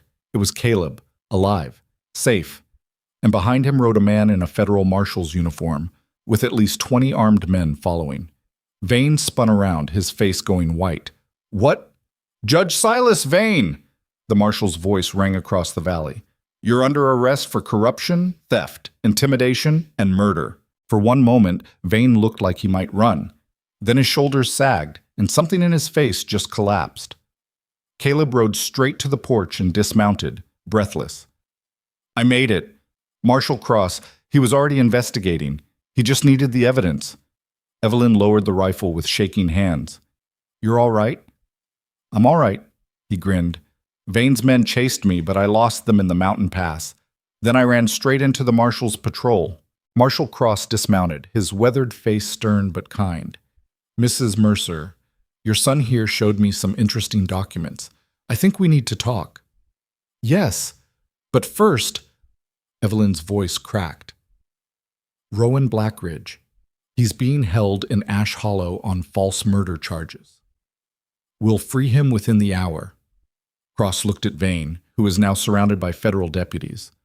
Along with several other men, this piece of work has falsely imprisoned over the years. They took Vane away in chains. He didn't fight, didn't protest, just rode away with his head down, looking suddenly small and old. Evelyn sank onto the porch steps, the rifle falling from her numb hands. Her children poured out of the house, all except Lucy, who Margaret carried. They surrounded her in a chaotic tangle of arms and voices and relief. Mama, you were so brave. You pointed a gun at a judge. I thought you were going to shoot him. Caleb sat down beside her. Are you okay? I nearly got you killed. No. You trusted me to do something important, and I did it. He bumped her shoulder with his. We did it. Evelyn looked at her son, at his exhausted face and proud smile, and started to cry. Not from fear or relief, but from something else. Something that felt almost like hope. They'd survived. And more than that, they'd fought back. Rowan came home 2 hours later, still wearing the prison clothes they'd given him. He looked thinner than Evelyn remembered, and there was a bruise along his jaw that hadn't been there before. But he was alive. Free. He stopped at the edge of the porch, staring at her like he couldn't quite believe she was real. You held a gun on Silas Vane. Yes. Marshall Cross said you told him you'd shoot. I would have. Rowan climbed the steps slowly. Up close, Evelyn could see the exhaustion in his face, the lines that hadn't been there 3 weeks ago. You could have gotten yourself killed, gotten the children killed. I know. And you did it anyway. What else was I supposed to do? Let him burn down the house? Evelyn's voice came out sharper than she intended. You were in jail. Caleb was being hunted. Vane was here with armed men making threats. So yes, I picked up a rifle and told him to leave. It was either that or watch everything fall apart. For a long moment, Rowan just looked at her. Then he reached out and pulled her into a hug so sudden and fierce that it knocked the air from her lungs. Thank you, he whispered against her hair, for finishing what Clara started, for being braver than anyone should have to be. Evelyn's arms came up slowly, awkwardly. She couldn't remember the last time someone had held her like this, like she mattered, like she was something other than just a problem to be solved. Don't thank me yet, she said.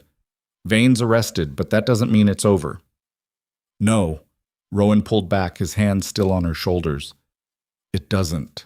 Marshall Cross stayed at the ranch for 2 days, taking statements and gathering additional evidence. He was a hard man in his 50s with gray hair and eyes that missed nothing. He interviewed everyone: Evelyn, Rowan, Margaret, even the ranch hands. He wanted every detail about Vane's visits, the threats, the false arrest. "This is bigger than I thought," he told them on the second evening. They sat in the office, Rowan, Evelyn, and Cross, while the children ate dinner in the main house. "I've been investigating Vane for 6 months. Had reports of corruption, but nothing concrete. These documents your wife gathered?" He gestured to Clara's papers spread across the desk. "They connect to at least 40 separate cases of land theft, maybe more." "How many families?" Evelyn asked. "We're still counting, but it's not just families, it's businesses, ranches, entire towns. Vane's network spread across half the territory." Cross rubbed his face tiredly. "We've got warrants out for 12 men in his organization. Judges, sheriffs, land assessors, all of them on his payroll." "How long until trial?" Rowan asked. 3 months, maybe 4. "We need time to build the case properly." Cross looked at them both seriously. "But here's what you need to understand. Vane's not the only one who wants this buried. He's got friends, rich friends, connected friends. They're going to fight back." "Let them fight," Evelyn said. "We're not backing down." Cross studied her for a moment, then nodded. "I believe you. But fighting back doesn't just mean standing your ground. It means being ready for what comes next." "What does come next?" "Intimidation, legal challenges, probably more attempts to discredit you both." Cross stood, gathering the papers. "I'll leave some of my men here for the next few weeks. Make sure nobody tries anything stupid, but after that you're on your own until the trial." After Cross left, Evelyn and Rowan sat in the office in tired silence. Outside, they could hear the children laughing about something. Normal sounds, safe sounds. "I'm sorry," Rowan said suddenly. "For what?" "For bringing you into this. You came here looking for shelter and instead you got—" He gestured vaguely. "All of this." "I got a chance to fight back against someone who deserved it," Evelyn said. "That's more than I've had in a long time."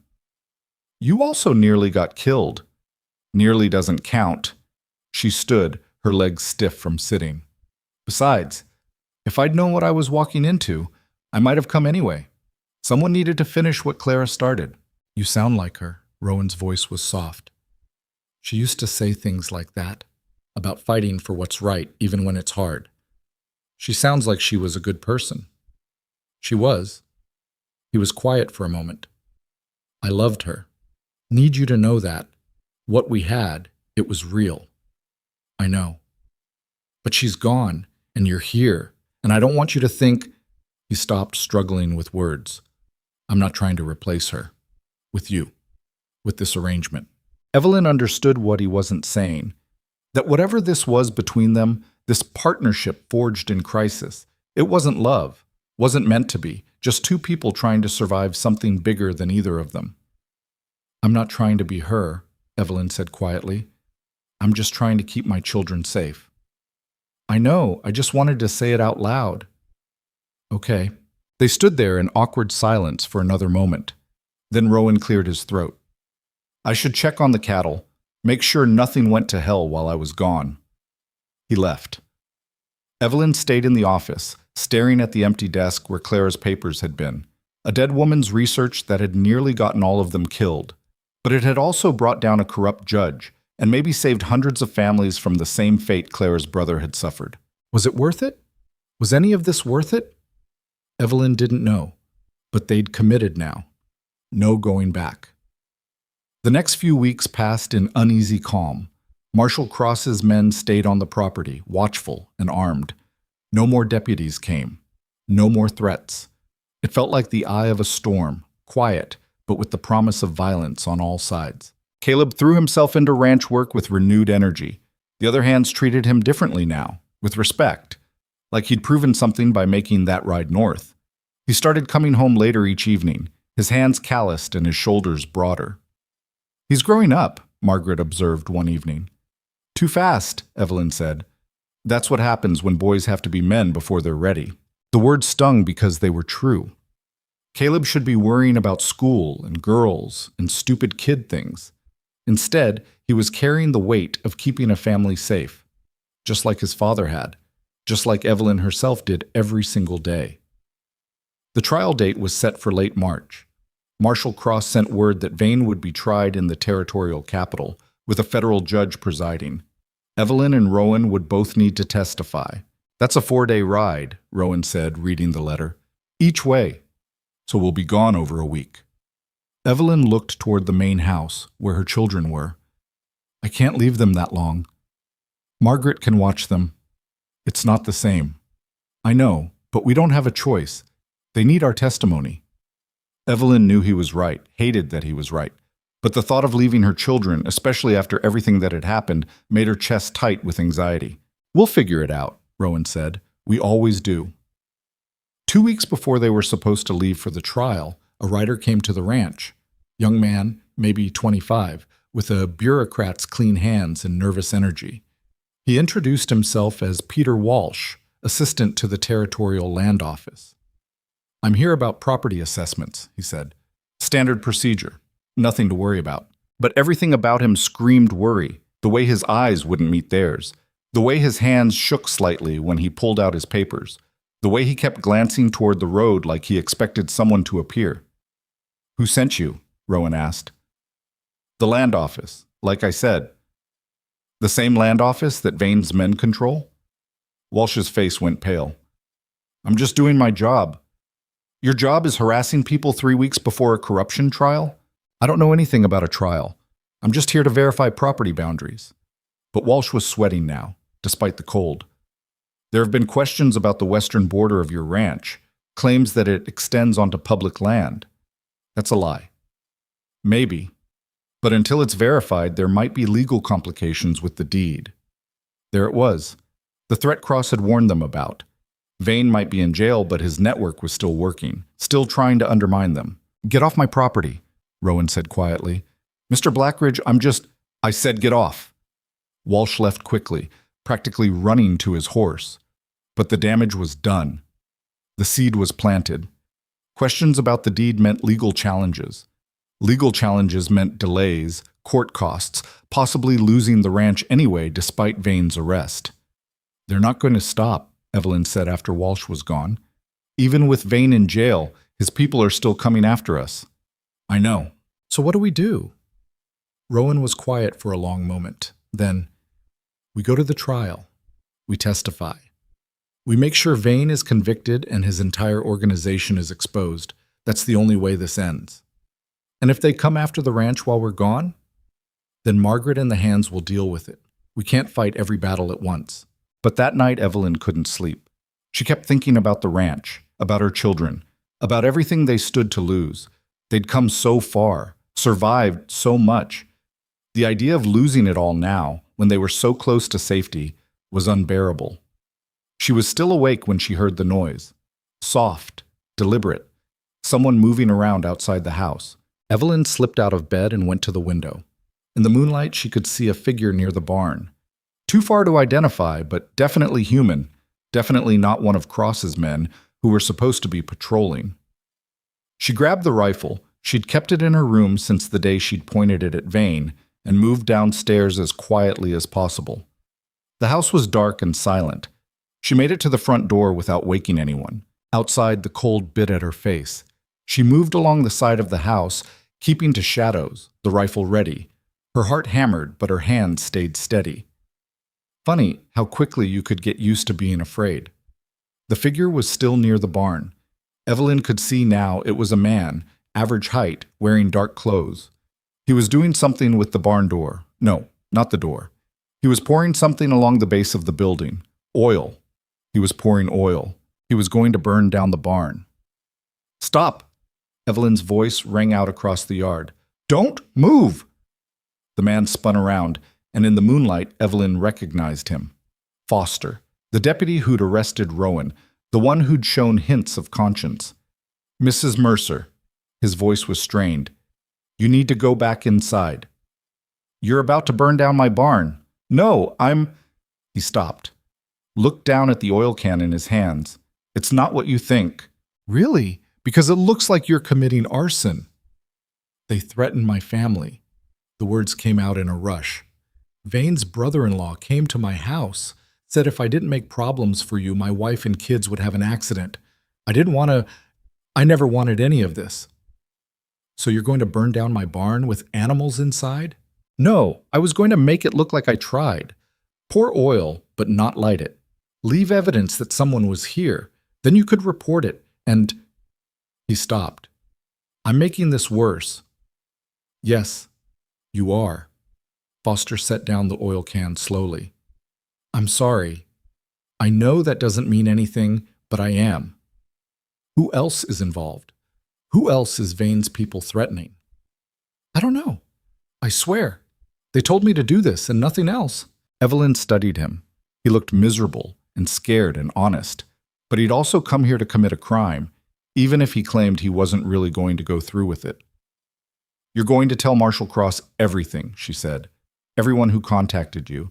Everything they said. Every threat. They'll kill my family. They'll try. But Cross will protect you. He's already protecting us. You don't have a choice, because if you don't talk, I'll tell Cross you tried to burn down my barn. And then you go to jail, and who protects your family then? It was harsh, probably unfair, but Evelyn was tired of being the only one taking risks. Foster's shoulders sagged. All right, I'll talk. She marched him to the house and woke Rowan. Together they sent for Cross's men. Within an hour, Foster was giving a statement that implicated 3 more of Vane's associates, men who'd been making threats, trying to intimidate witnesses, attempting to derail the trial. This is good, Cross said when he arrived the next morning. We can use this. Show the jury that Vane's organization is still operating, still dangerous. Or it shows that we're never going to be safe, Evelyn said. That even with Vane in jail, this doesn't end. It ends when we dismantle the entire network, when every man involved is prosecuted. Cross looked at her seriously. That's why your testimony is critical. You and Rowan represent real people who were hurt by this corruption. The jury needs to see that. The day came to leave for the trial. Evelyn packed a bag with hands that wouldn't stop shaking. She checked on each child individually, memorizing their faces like she might not see them again. It's only a week, Margaret said gently. They'll be fine. You'll stay with them? Every minute? Every minute.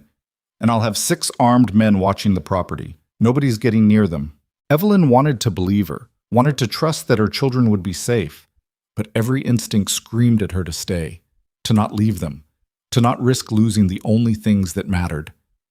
Mama? Lucy appeared in the doorway, clutching her cloth doll. Are you leaving? Just for a little while, baby. Because of the bad judge? Yes. Lucy walked over and climbed into Evelyn's lap without asking. She was getting too big for this, but Evelyn held her anyway, breathed in the smell of her hair, and tried to memorize the weight of her. Will you make him go away forever? Lucy asked. I'm going to try. Good. Because he's mean and he scared you. He did scare me, Evelyn admitted, but I didn't let it stop me. Sometimes being brave means being scared and doing the thing anyway. Like when you pointed the gun? Exactly like that. Lucy hugged her tighter. I love you, Mama. I love you too, baby. So much. The children gathered on the porch to say goodbye.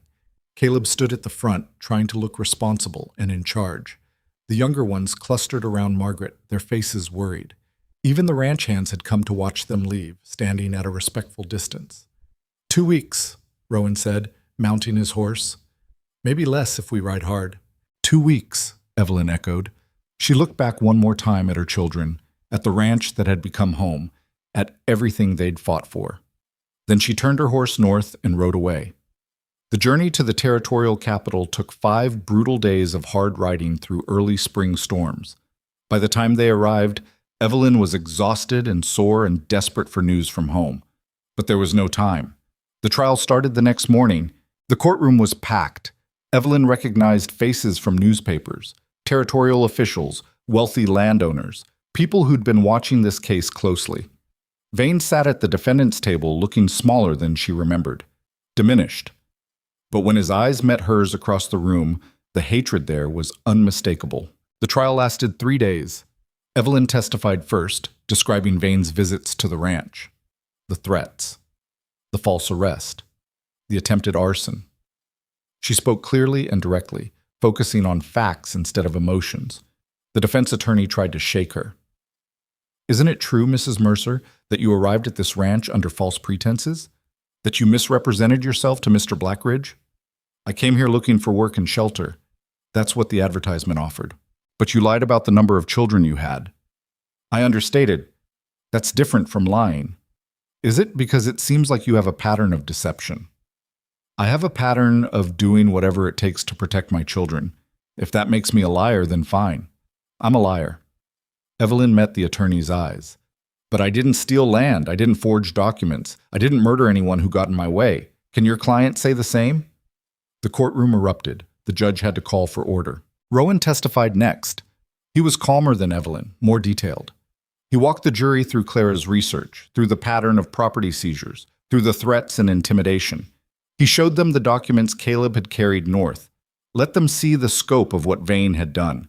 The defense tried to paint him as a bitter widower making false accusations.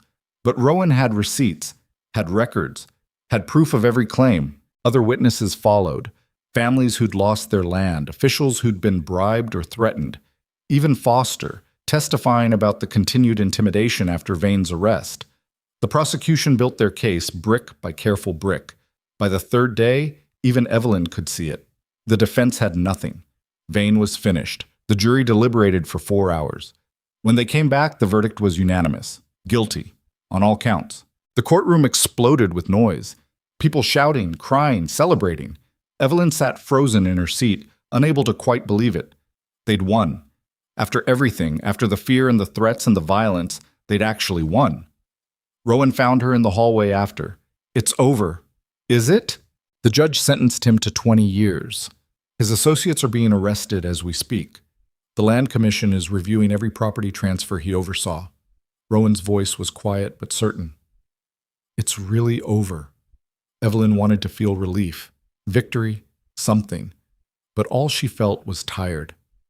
I want to go home, she said. Me too.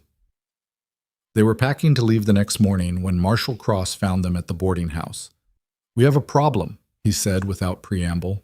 Evelyn's stomach dropped. What happened? Vane escaped. The world seemed to tilt. How? Someone helped him. One of the guards, we think. He's been gone for 6 hours. Could be anywhere by now. He's going back to the ranch, Rowan said immediately, to destroy the evidence, to get revenge. That's what I'm afraid of. Cross looked at them both seriously. I'm sending men, but it'll take them 3 days to get there. You could make it in 2 if you ride hard and don't stop.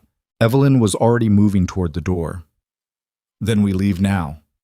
They rode through the night and the following day, stopping only to change horses and grab water. Evelyn's whole body screamed with exhaustion, but she pushed through it. Her children were at that ranch. Margaret, everyone she cared about. If Vane got there first, don't think about it. Just ride. They reached the ranch at dusk on the second day. From a distance, everything looked normal. No smoke, no signs of violence. But as they got closer, Evelyn saw the bodies. 2 of Cross's men, dead in the yard. Shot. No, Evelyn whispered. No, no, no. She kicked her horse into a gallop, racing toward the house. The front door was open. Inside she could hear crying, children crying. Lucy! Evelyn practically fell off her horse. Rebecca! Caleb! Margaret appeared in the doorway, her dress torn and her face bruised but alive. They're safe. They're all safe. I hid them in the cellar. Who did this? Where's Vane? He was here. Took a horse and supplies. Rode north maybe an hour ago. Margaret's voice shook. He was looking for something. Kept asking about Clara's research. When I wouldn't tell him, She touched her bruised face. But the children are safe. I made sure of that. Rowan was checking the dead men. These 2 were good soldiers. Vane must have surprised them. Where would he go? Evelyn demanded. If he's looking for Clara's research, where would he look? The shed, Rowan said immediately, where Clara used to work. He probably thinks there's more evidence hidden there. But there isn't. We gave everything to Cross. Vane doesn't know that. Rowan stood, his face hard. He's desperate, convicted, looking for any leverage he can find. Then we go after him. Evelyn, Don't! She grabbed a fresh rifle from the house, checked the ammunition. That man nearly killed my children, nearly burned down our home. I'm not waiting for Cross's men. I'm ending this now. Then I'm coming with you. They left Margaret with the children and rode north toward Clara's old shed. The sun was setting, casting long shadows across the valley. In the distance, Evelyn could see a single rider near the small building. Vane. They dismounted 100 yards away and approached on foot, using the terrain for cover. Vane was inside the shed, tearing through the remaining furniture, clearly looking for hidden compartments. Rowan stepped through the doorway first, his rifle raised.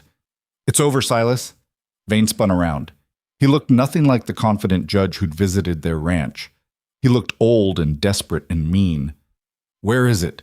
His voice was ragged. "The rest of Clara's research. I know she had more." "She didn't. What we gave to Cross was everything." "That's impossible. She was meticulous. She would have kept copies, backups, something." "If she did, she took it to her grave." Rowan's voice was cold. "Now put your hands up. You're going back to jail." Vane laughed. It was an ugly sound. "You think I'm going back? I'm convicted. 20 years. I'd die in prison." "Should have thought of that before you became a criminal." "I am not a criminal." Vane's face twisted with rage. "I built this territory, brought order, development, progress. Everything I did was for the good of—" "You stole from families and murdered anyone who got in your way," Evelyn said from the doorway. She had her own rifle raised now. "That's not order, that's tyranny." Vane's eyes fixed on her with pure hatred. "This is your fault. All of it. If you hadn't come here, hadn't helped Blackridge, hadn't sent that boy north, if I hadn't done those things, you'd still be destroying lives." Evelyn's voice was steady. "So yes, it's my fault, and I'd do it again." "Then you'll die with him." Vane's hand moved toward his coat, and Evelyn saw the gun there. Everything slowed down. She saw Rowan moving, raising his rifle, saw Vane pulling his weapon free, saw the moment when she had to make a choice. She fired first. The shot echoed across the valley. Vane staggered backward, his gun falling from his hand. He looked down at the blood spreading across his shirt with an expression of pure disbelief. "You shot me," he whispered. "You were going to kill us. I'm a judge. You can't. You can't. You're a criminal, and this is over." Vane collapsed. Rowan kicked the gun away and checked his pulse. "He's alive, but he won't be for long without help." Evelyn lowered her rifle with shaking hands. She'd just shot a man. Actually pulled the trigger and put a bullet in another human being. She should feel something, horror, guilt, regret, but all she felt was tired. "Are you all right?" Rowan asked. "No, but I will be." They bound Vane's wound as best they could and got him on a horse. He was unconscious by then, his breathing shallow. They rode back to the ranch slowly, Vane slumped over his saddle. Marshal Cross's men arrived 3 hours later. They took Vane away, still alive, but barely. The doctor said he'd probably survive to stand trial for the escape and the murders of Cross's men. "You did the right thing," Cross told Evelyn. "If you hadn't fired, he would have killed you both." "I know, but it doesn't feel right." "No, it doesn't." Evelyn went to find her children. They were still in the cellar with Margaret, huddled together in the darkness. When they saw her, they swarmed forward in a tangle of arms and tears. "Mama! Are you hurt? Is the bad man gone?" "I'm fine, and yes, he's gone, for good this time." Evelyn held them all as close as she could. "It's over, I promise. It's really over." That night, after the children were finally asleep, Evelyn stood on the porch and stared out at the valley. Rowan joined her, 2 cups of coffee in his hands. "Can't sleep?" he asked. "Too much in my head." "Same." They stood in comfortable silence for a while. Then Rowan said, "You saved my life today. You know that?" "You would have done the same." "Maybe, but you did it. You didn't hesitate." "Yes, I did. For about half a second I hesitated. Thought about what it would mean to shoot someone." Evelyn wrapped her hands around the warm coffee cup. "Then I decided my life and your life were worth more than his. So I fired." "No regrets?" "I didn't say that." She looked at him. "I killed a man today. Even if he deserved it, even if it was self-defense, that's going to stay with me." "I know, but it was still the right choice." "Was it?" Because from where I'm standing, all I see is violence and death and trauma. My children watched armed men die in our yard. Margaret has bruises on her face. Caleb nearly died carrying documents through a blizzard. Lucy still has nightmares about the fever that almost killed her. And I shot someone. Her voice cracked. How is any of that right? Rowan was quiet for a long moment, then, it's right because we're still here. Because those children are safe. Because corrupt men are in jail and stolen land is being returned and families are getting justice. It's not perfect, it's messy and hard, and it costs more than it should have. But we survived. That has to count for something. Evelyn wanted to believe him. Wanted to believe that the violence and fear had been worth it. But standing there in the darkness, all she could think about was how close they'd come to losing everything. I'm tired, she said finally. I'm so tired of fighting. I know, but the fighting's done now. What comes next is healing. Is it that simple? No, but it's a start. Evelyn finished her coffee and went inside. Her children were asleep in their beds, safe and warm. Margaret was resting with ice on her face. The ranch was quiet. They'd survived. Against impossible odds, they'd survived. Now they just had to figure out how to live with everything that survival had cost them. The trials took 6 months to complete. Not just Vane's, though his was the centerpiece, but the dozens of cases that unraveled from his network. Corrupt officials, fraudulent land transfers, families seeking restitution. The territorial capital was consumed with legal proceedings that spring and summer, and Evelyn watched it all from the ranch, reading newspaper accounts that arrived 2 weeks late. Vane survived the gunshot. Barely. He stood trial from a wheelchair, looking gray and diminished. The jury convicted him in less than an hour. The judge added 15 years to his original sentence for the escape and the murders of Cross's men. He'd die in prison. Everyone knew it. Evelyn felt nothing when she read the verdict. No satisfaction, no sense of justice served, just emptiness where the fear used to live. You all right? Rowan asked. They were in the office. She still did the books, still managed the accounts. Some things didn't change just because the danger had passed. I don't know what I am. That's honest. It's all I have left. She set down the newspaper. 35 years in prison. He's 63. He'll die there. Good. Is it? Evelyn looked at him. I keep thinking about what he said, about building the territory, bringing order. He really believed he was doing the right thing. Believing you're right doesn't make it true. Hitler probably thought he was doing the right thing too. That's not what I mean. She struggled to find the words. How do we know we're not doing the same thing? Convincing ourselves that violence and fear are justified because we're on the right side. Rowan leaned back in his chair. Because we're not stealing from people. We're not murdering anyone who disagrees with us. We stopped someone who was doing those things. That's not the same. I shot a man to save our lives. That's different from shooting someone to silence them. Is it? Because I still pulled the trigger. I still took that choice away from him. Evelyn, Rowan's voice was gentler. You did what you had to do. We all did. And yes, it was messy and violent, and it cost more than it should have. But the alternative was letting Vane destroy more lives. Sometimes there are no clean choices, just less terrible ones.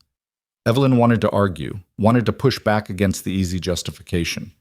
But she was too tired, too wrung out from months of nightmares and guilt and the weight of keeping her family together through all of it.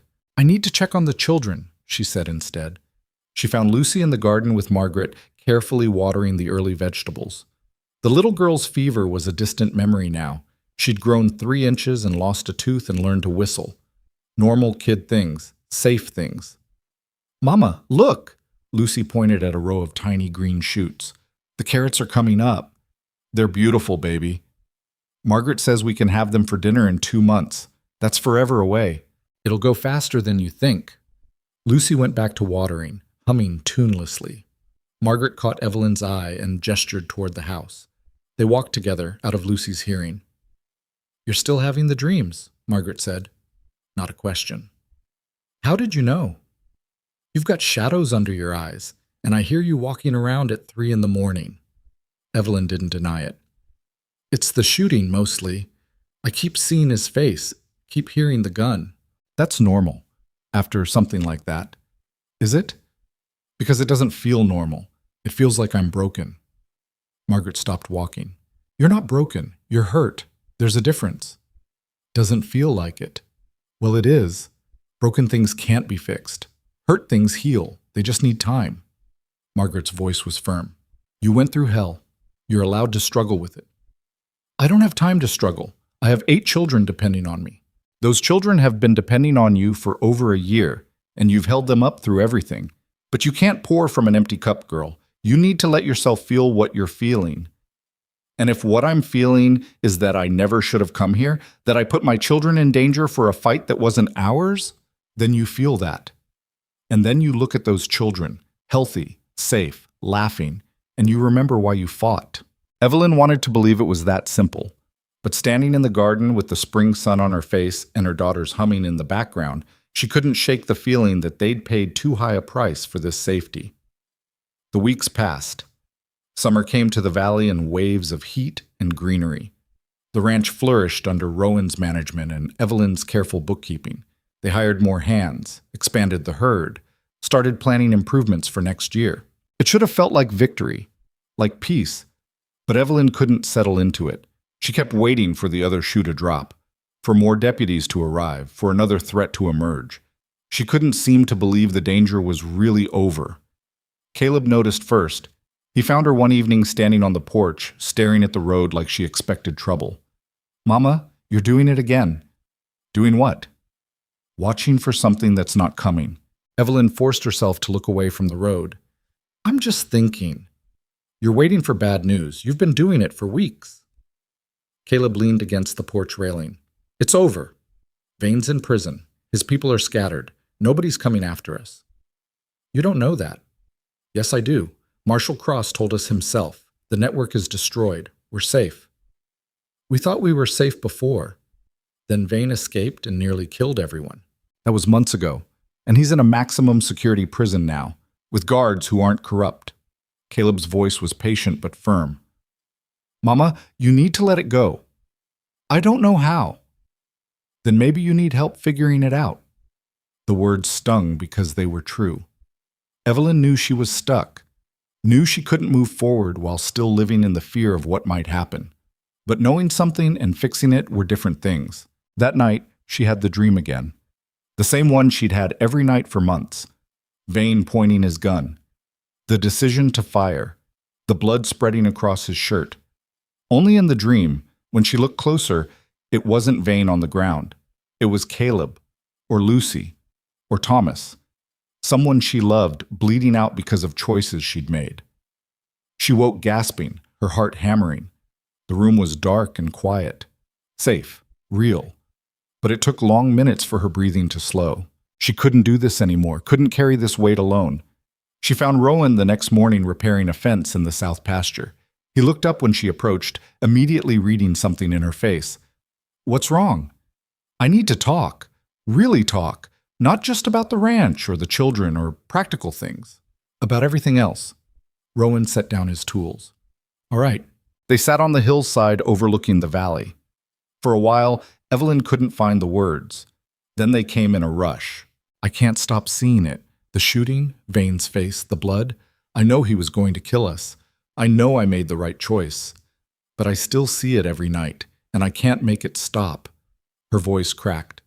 And I keep thinking about my children, about what they saw, what they went through. Thomas was 8 years old when he watched men die in our yard. Lucy still checks under her bed every night. Rebecca flinches when strangers ride up. I did that to them. I brought them here and exposed them to violence and trauma. And for what? For safety. For a home. For justice. Was it worth it? Was any of this worth what it cost? Rowan was quiet for a long time. When he spoke, his voice was measured. I don't know. I can't answer that for you, but I can tell you what I see. I see children who are fed and clothed and growing. I see Caleb becoming a good man. I see Lucy laughing again. I see you, exhausted and hurt and struggling, but still here, still fighting for them. That's not nothing. It doesn't feel like enough. It never does. Claire used to say that too. That she never did enough, never fought hard enough, never made enough difference. He picked up a stone and turned it over in his hands. But she was wrong. She made a huge difference. She exposed corruption that would have destroyed hundreds more families. Her death wasn't meaningless, even though it was tragic, and neither is what you're going through now. I'm not Clara. No, you're Evelyn, and you're stronger than you think. I don't feel strong. Strong people rarely do. They just keep going anyway. The words didn't fix anything, didn't make the nightmare stop or the guilt disappear. But they helped. A little. That evening, Marshall Cross visited the ranch. It was his first trip back since Vane's final trial. He looked older than Evelyn remembered, more tired. I wanted to tell you in person, he said. The land restitution process is complete. Every family Vane stole from is getting their property back. The territorial government is providing financial assistance for rebuilding. It's not perfect, but it's something. How many families? Evelyn asked. 43. Some of them lost everything a decade ago. They'd given up hope of ever seeing justice. And now they have it. Because of you. Because you and Rowan and that brave son of yours refused to back down. Cross's voice was sincere. You changed lives. I hope you understand that. After Cross left, Evelyn stood in the office staring at the ledgers. 43 families. Lives rebuilt because she'd been willing to fight. It should have made her feel better, should have justified the cost. But all she could think about was the price her own family had paid. 3 months after the final trial, something shifted. Evelyn couldn't pinpoint exactly when or how, but one morning she woke up and the crushing weight on her chest was lighter. Not gone, just lighter. She found herself smiling at breakfast when Thomas Jr. told a terrible joke. Found herself actually tasting the coffee instead of just drinking it mechanically. Found herself looking at the valley and seeing beauty instead of just threats. You look different, Margaret observed. Different how? Less haunted. Maybe that was it. Maybe healing wasn't a dramatic moment, but a gradual lightening. A slow return to something that resembled normal. The children noticed too. They started laughing louder, playing rougher, acting like kids instead of small, frightened adults. Rebecca stopped checking the windows compulsively. Thomas Jr.'s nightmares decreased.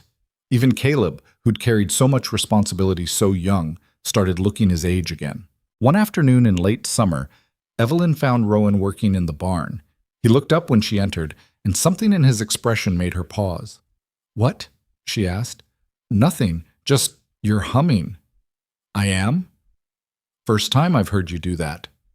Evelyn realized he was right. She'd been humming some tune she couldn't even name, just a reflexive sound of contentment. I guess I was, she said. It's good.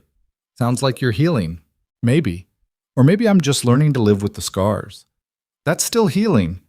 They worked together in comfortable silence for a while. Then Rowan said, I've been thinking about something. About the ranch. What about it? It's big. Too big for one family to work alone, and there's so much empty land. He set down the rope he'd been coiling. I want to start dividing it up.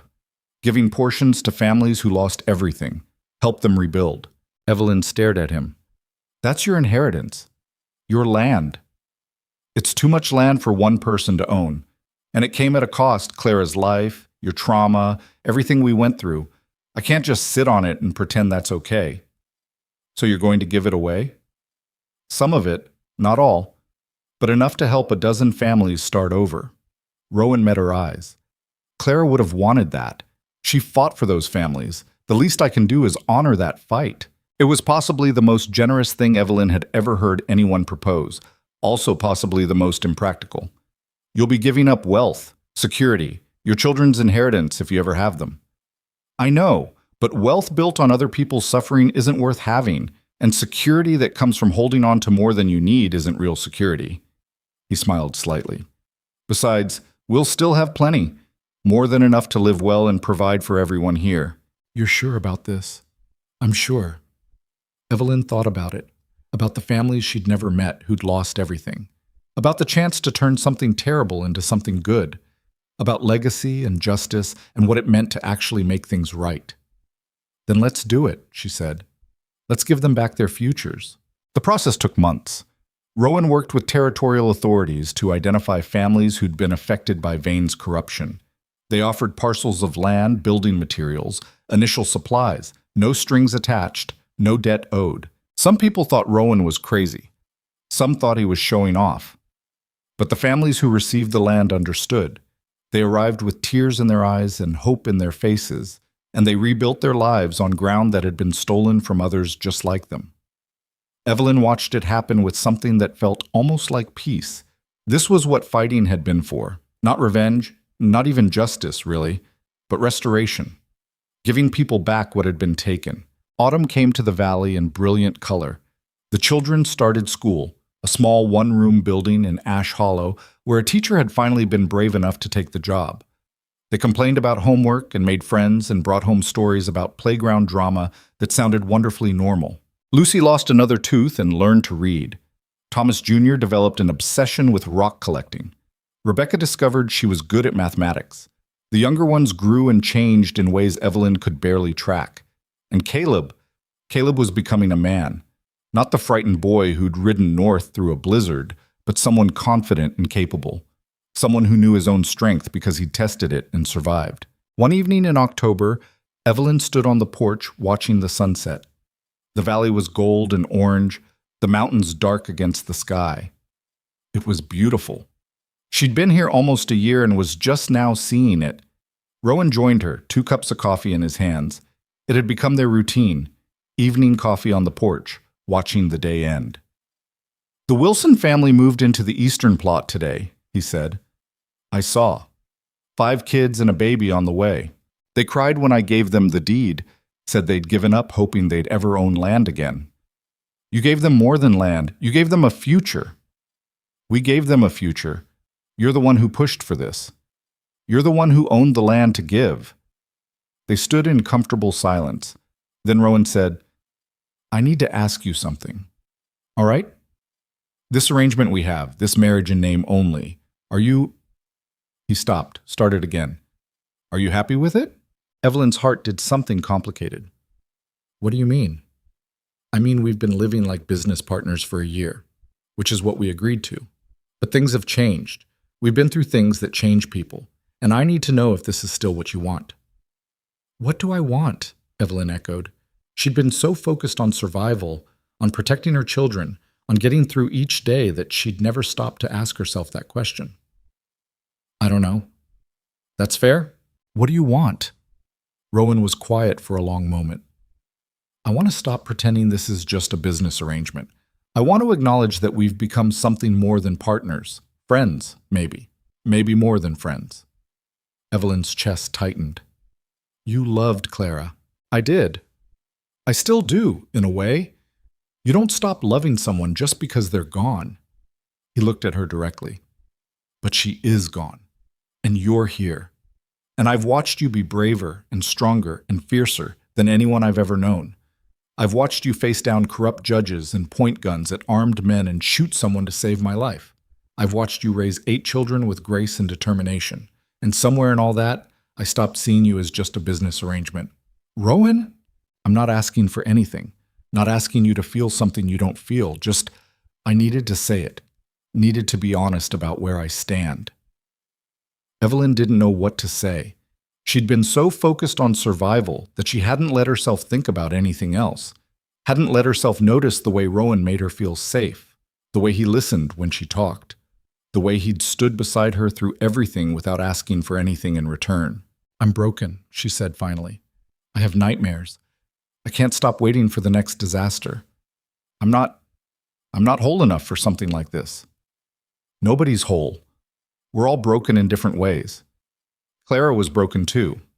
By her brother's death, by the injustice she saw everywhere. Being broken doesn't mean you can't love or be loved." "I don't know if I can love anyone again. Thomas?" Her voice caught. "I loved him so much. When he died, it nearly destroyed me. I don't know if I can risk that again." "Then don't. Not yet. Not until you're ready." Rowan's voice was gentle. "I'm not going anywhere. Take whatever time you need." He went inside, leaving Evelyn alone with the sunset and her thoughts. Could she do this? Could she risk loving someone again? Risk the pain that came with loss? She didn't know. But standing there on the porch of a ranch that had become home, with 8 children inside who were finally safe, Evelyn realized something. She'd already risked everything, had already faced loss and fear and violence, had already survived the impossible. Maybe loving someone wasn't the risk. Maybe the risk was closing herself off so completely that she never lived at all. Winter came early that year. The first snow fell in November, blanketing the valley in white. The children went wild with excitement, building snowmen and having wars and coming inside with red cheeks and frozen fingers. Evelyn watched them from the kitchen window, her heart full in a way it hadn't been in years. They were happy. Actually happy. Not just surviving, but thriving. "They're good kids," Margaret said, appearing beside her with tea. "You raised them well. I mostly just kept them alive." "That's more than some people manage, and you did more than that. You taught them to be brave, to stand up for what's right, to fight for each other." Margaret smiled. Thomas would be proud. The words should have hurt. Instead, they felt like permission to move forward, to build something new without erasing what had come before. That evening, Evelyn found Rowan in the barn checking on a mare that was due to foal soon. He looked up when she entered, and something in her expression made him straighten. "I've been thinking," she said, "about what you said. You don't have to—" "Let me finish." She moved closer. "I loved my husband. I loved him with everything I had. When he died, I thought I'd never feel that way again. And maybe I won't. Maybe what we have will never be what I had with Thomas, but—" She took a breath.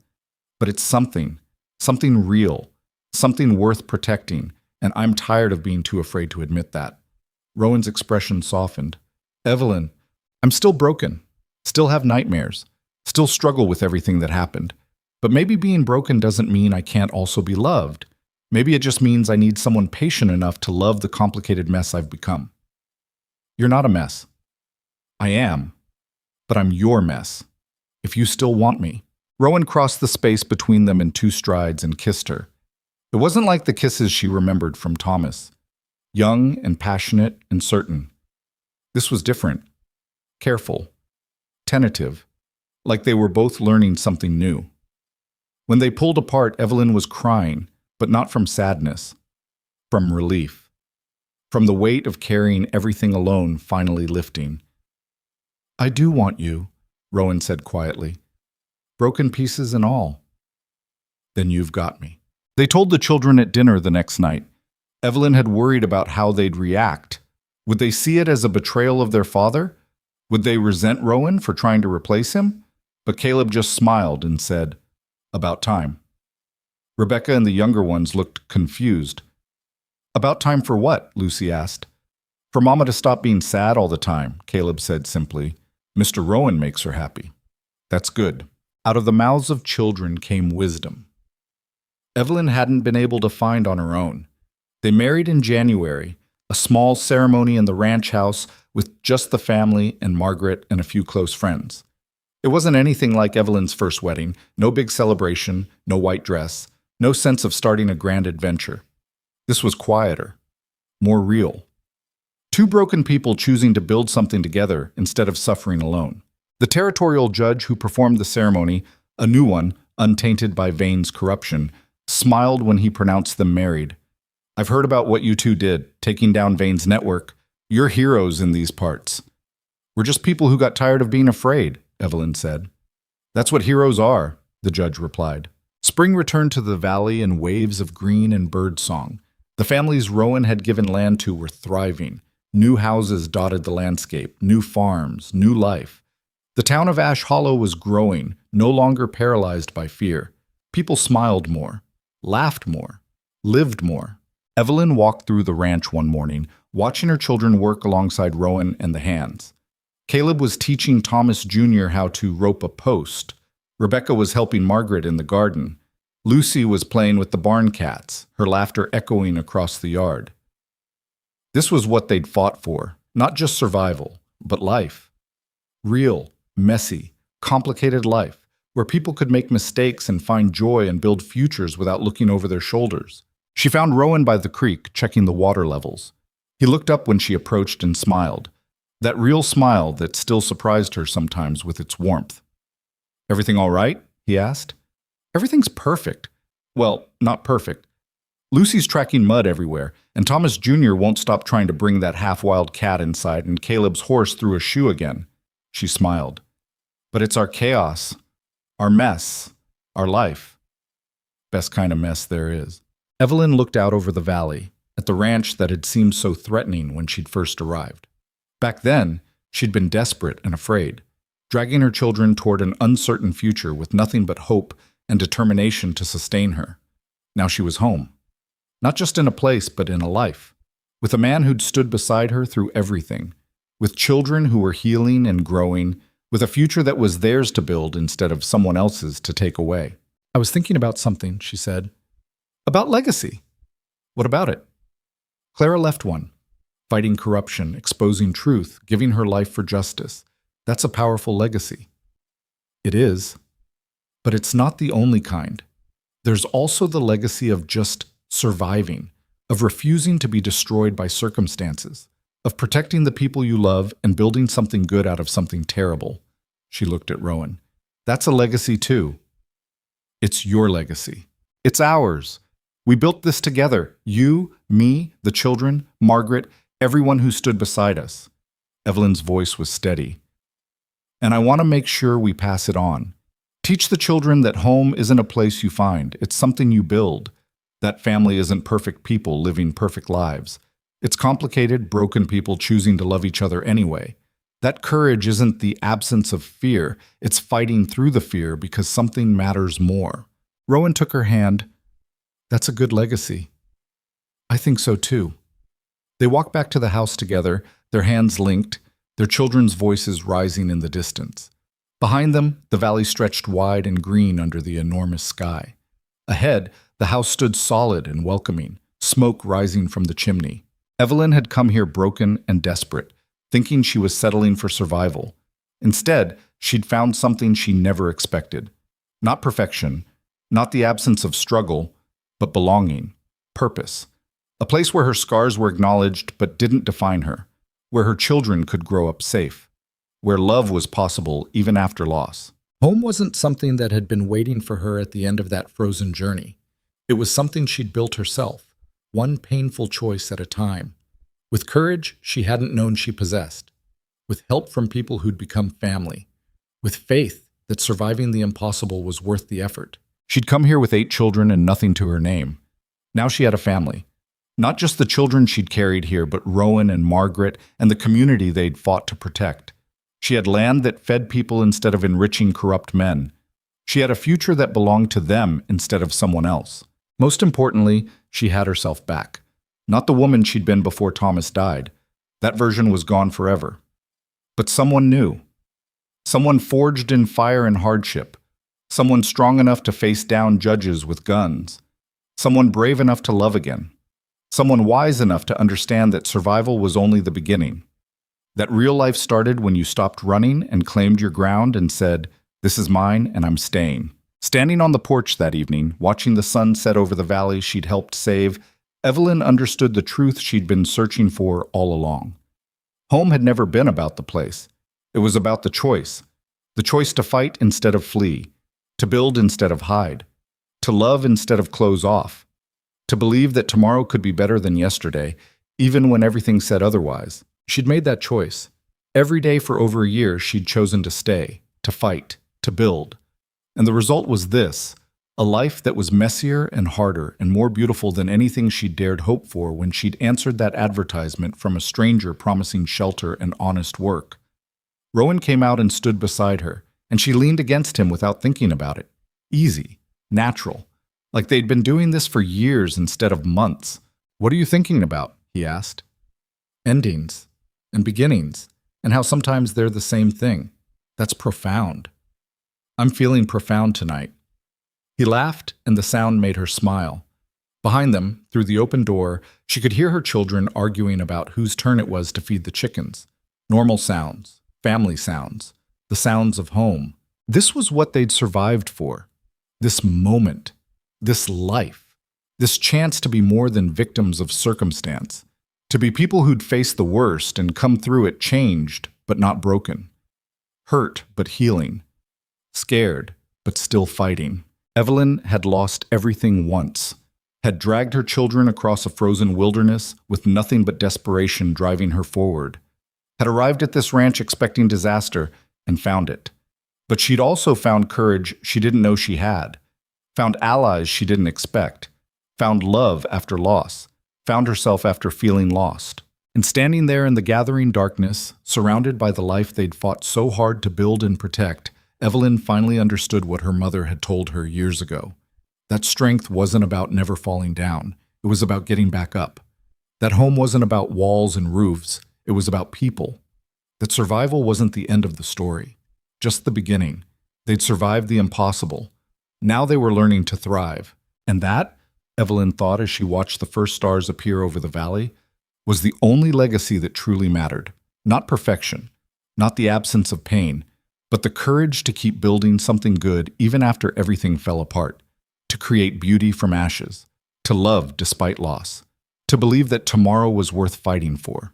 She'd found her home, not by discovering it waiting at the end of a desperate journey, but by building it herself.